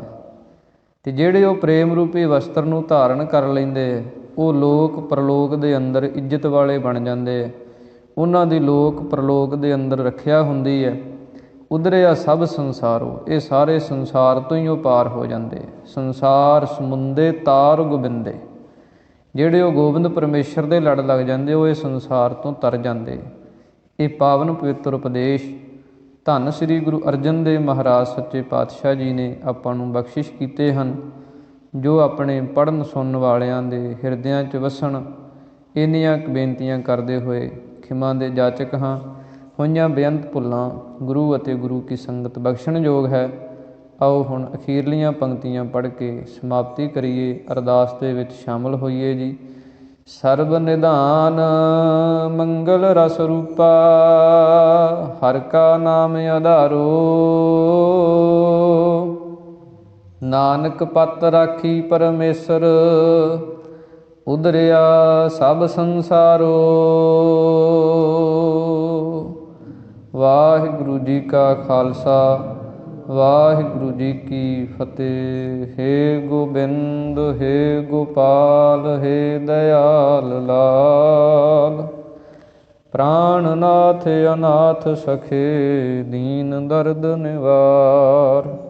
हे ਸਮਰੱਥ ਅਗਮ ਪੂਰਨ ਮੋਹਿ ਮਇਆ ਧਾਰ ਅੰਧਕੂਪ ਮਹਾ ਭਿਆਨ ਨਾਨਕ ਪਾਰ ਉਤਾਰ ਆਏ ਪ੍ਰਭ ਸਰਨਾਗਤੀ ਕਿਰਪਾ ਨਿਧ ਦਇਆਲ ਏਕ ਅੱਖਰ ਹਰ ਮਨ ਬਸਤ ਨਾਨਕ ਹੋਤ ਨਿਹਾਲ ਜਲ ਥਲ ਮਹੀਅਲ ਪੂਰਿਆ ਸੁਆਮੀ ਸਿਰਜਣਹਾਰ ਅਨਕ ਭਾਂਤ ਹੋਏ ਪਸਰਿਆ ਨਾਨਕ ਏਕੰਕਾਰ ਵਾਹਿਗੁਰੂ ਨਾਮ ਜਹਾਜ ਹੈ ਚੜ੍ਹੇ ਸੋ ਤਰੇ ਪਾਰ ਜੋ ਸ਼ਰਧਾ ਕਰ ਸੇਵੰਦੇ ਗੁਰੂ ਪਾਰ ਉਤਾਰਨ ਹਾਰ ਜੋ ਸ਼ਰਧਾ ਕਰ ਸੇਵੰਦੇ ਗੁਰੂ ਪਾਰ ਉਤਾਰਨ ਹਾਰ ਤੂੰ ਠਾਕੁਰ ਤੁਮ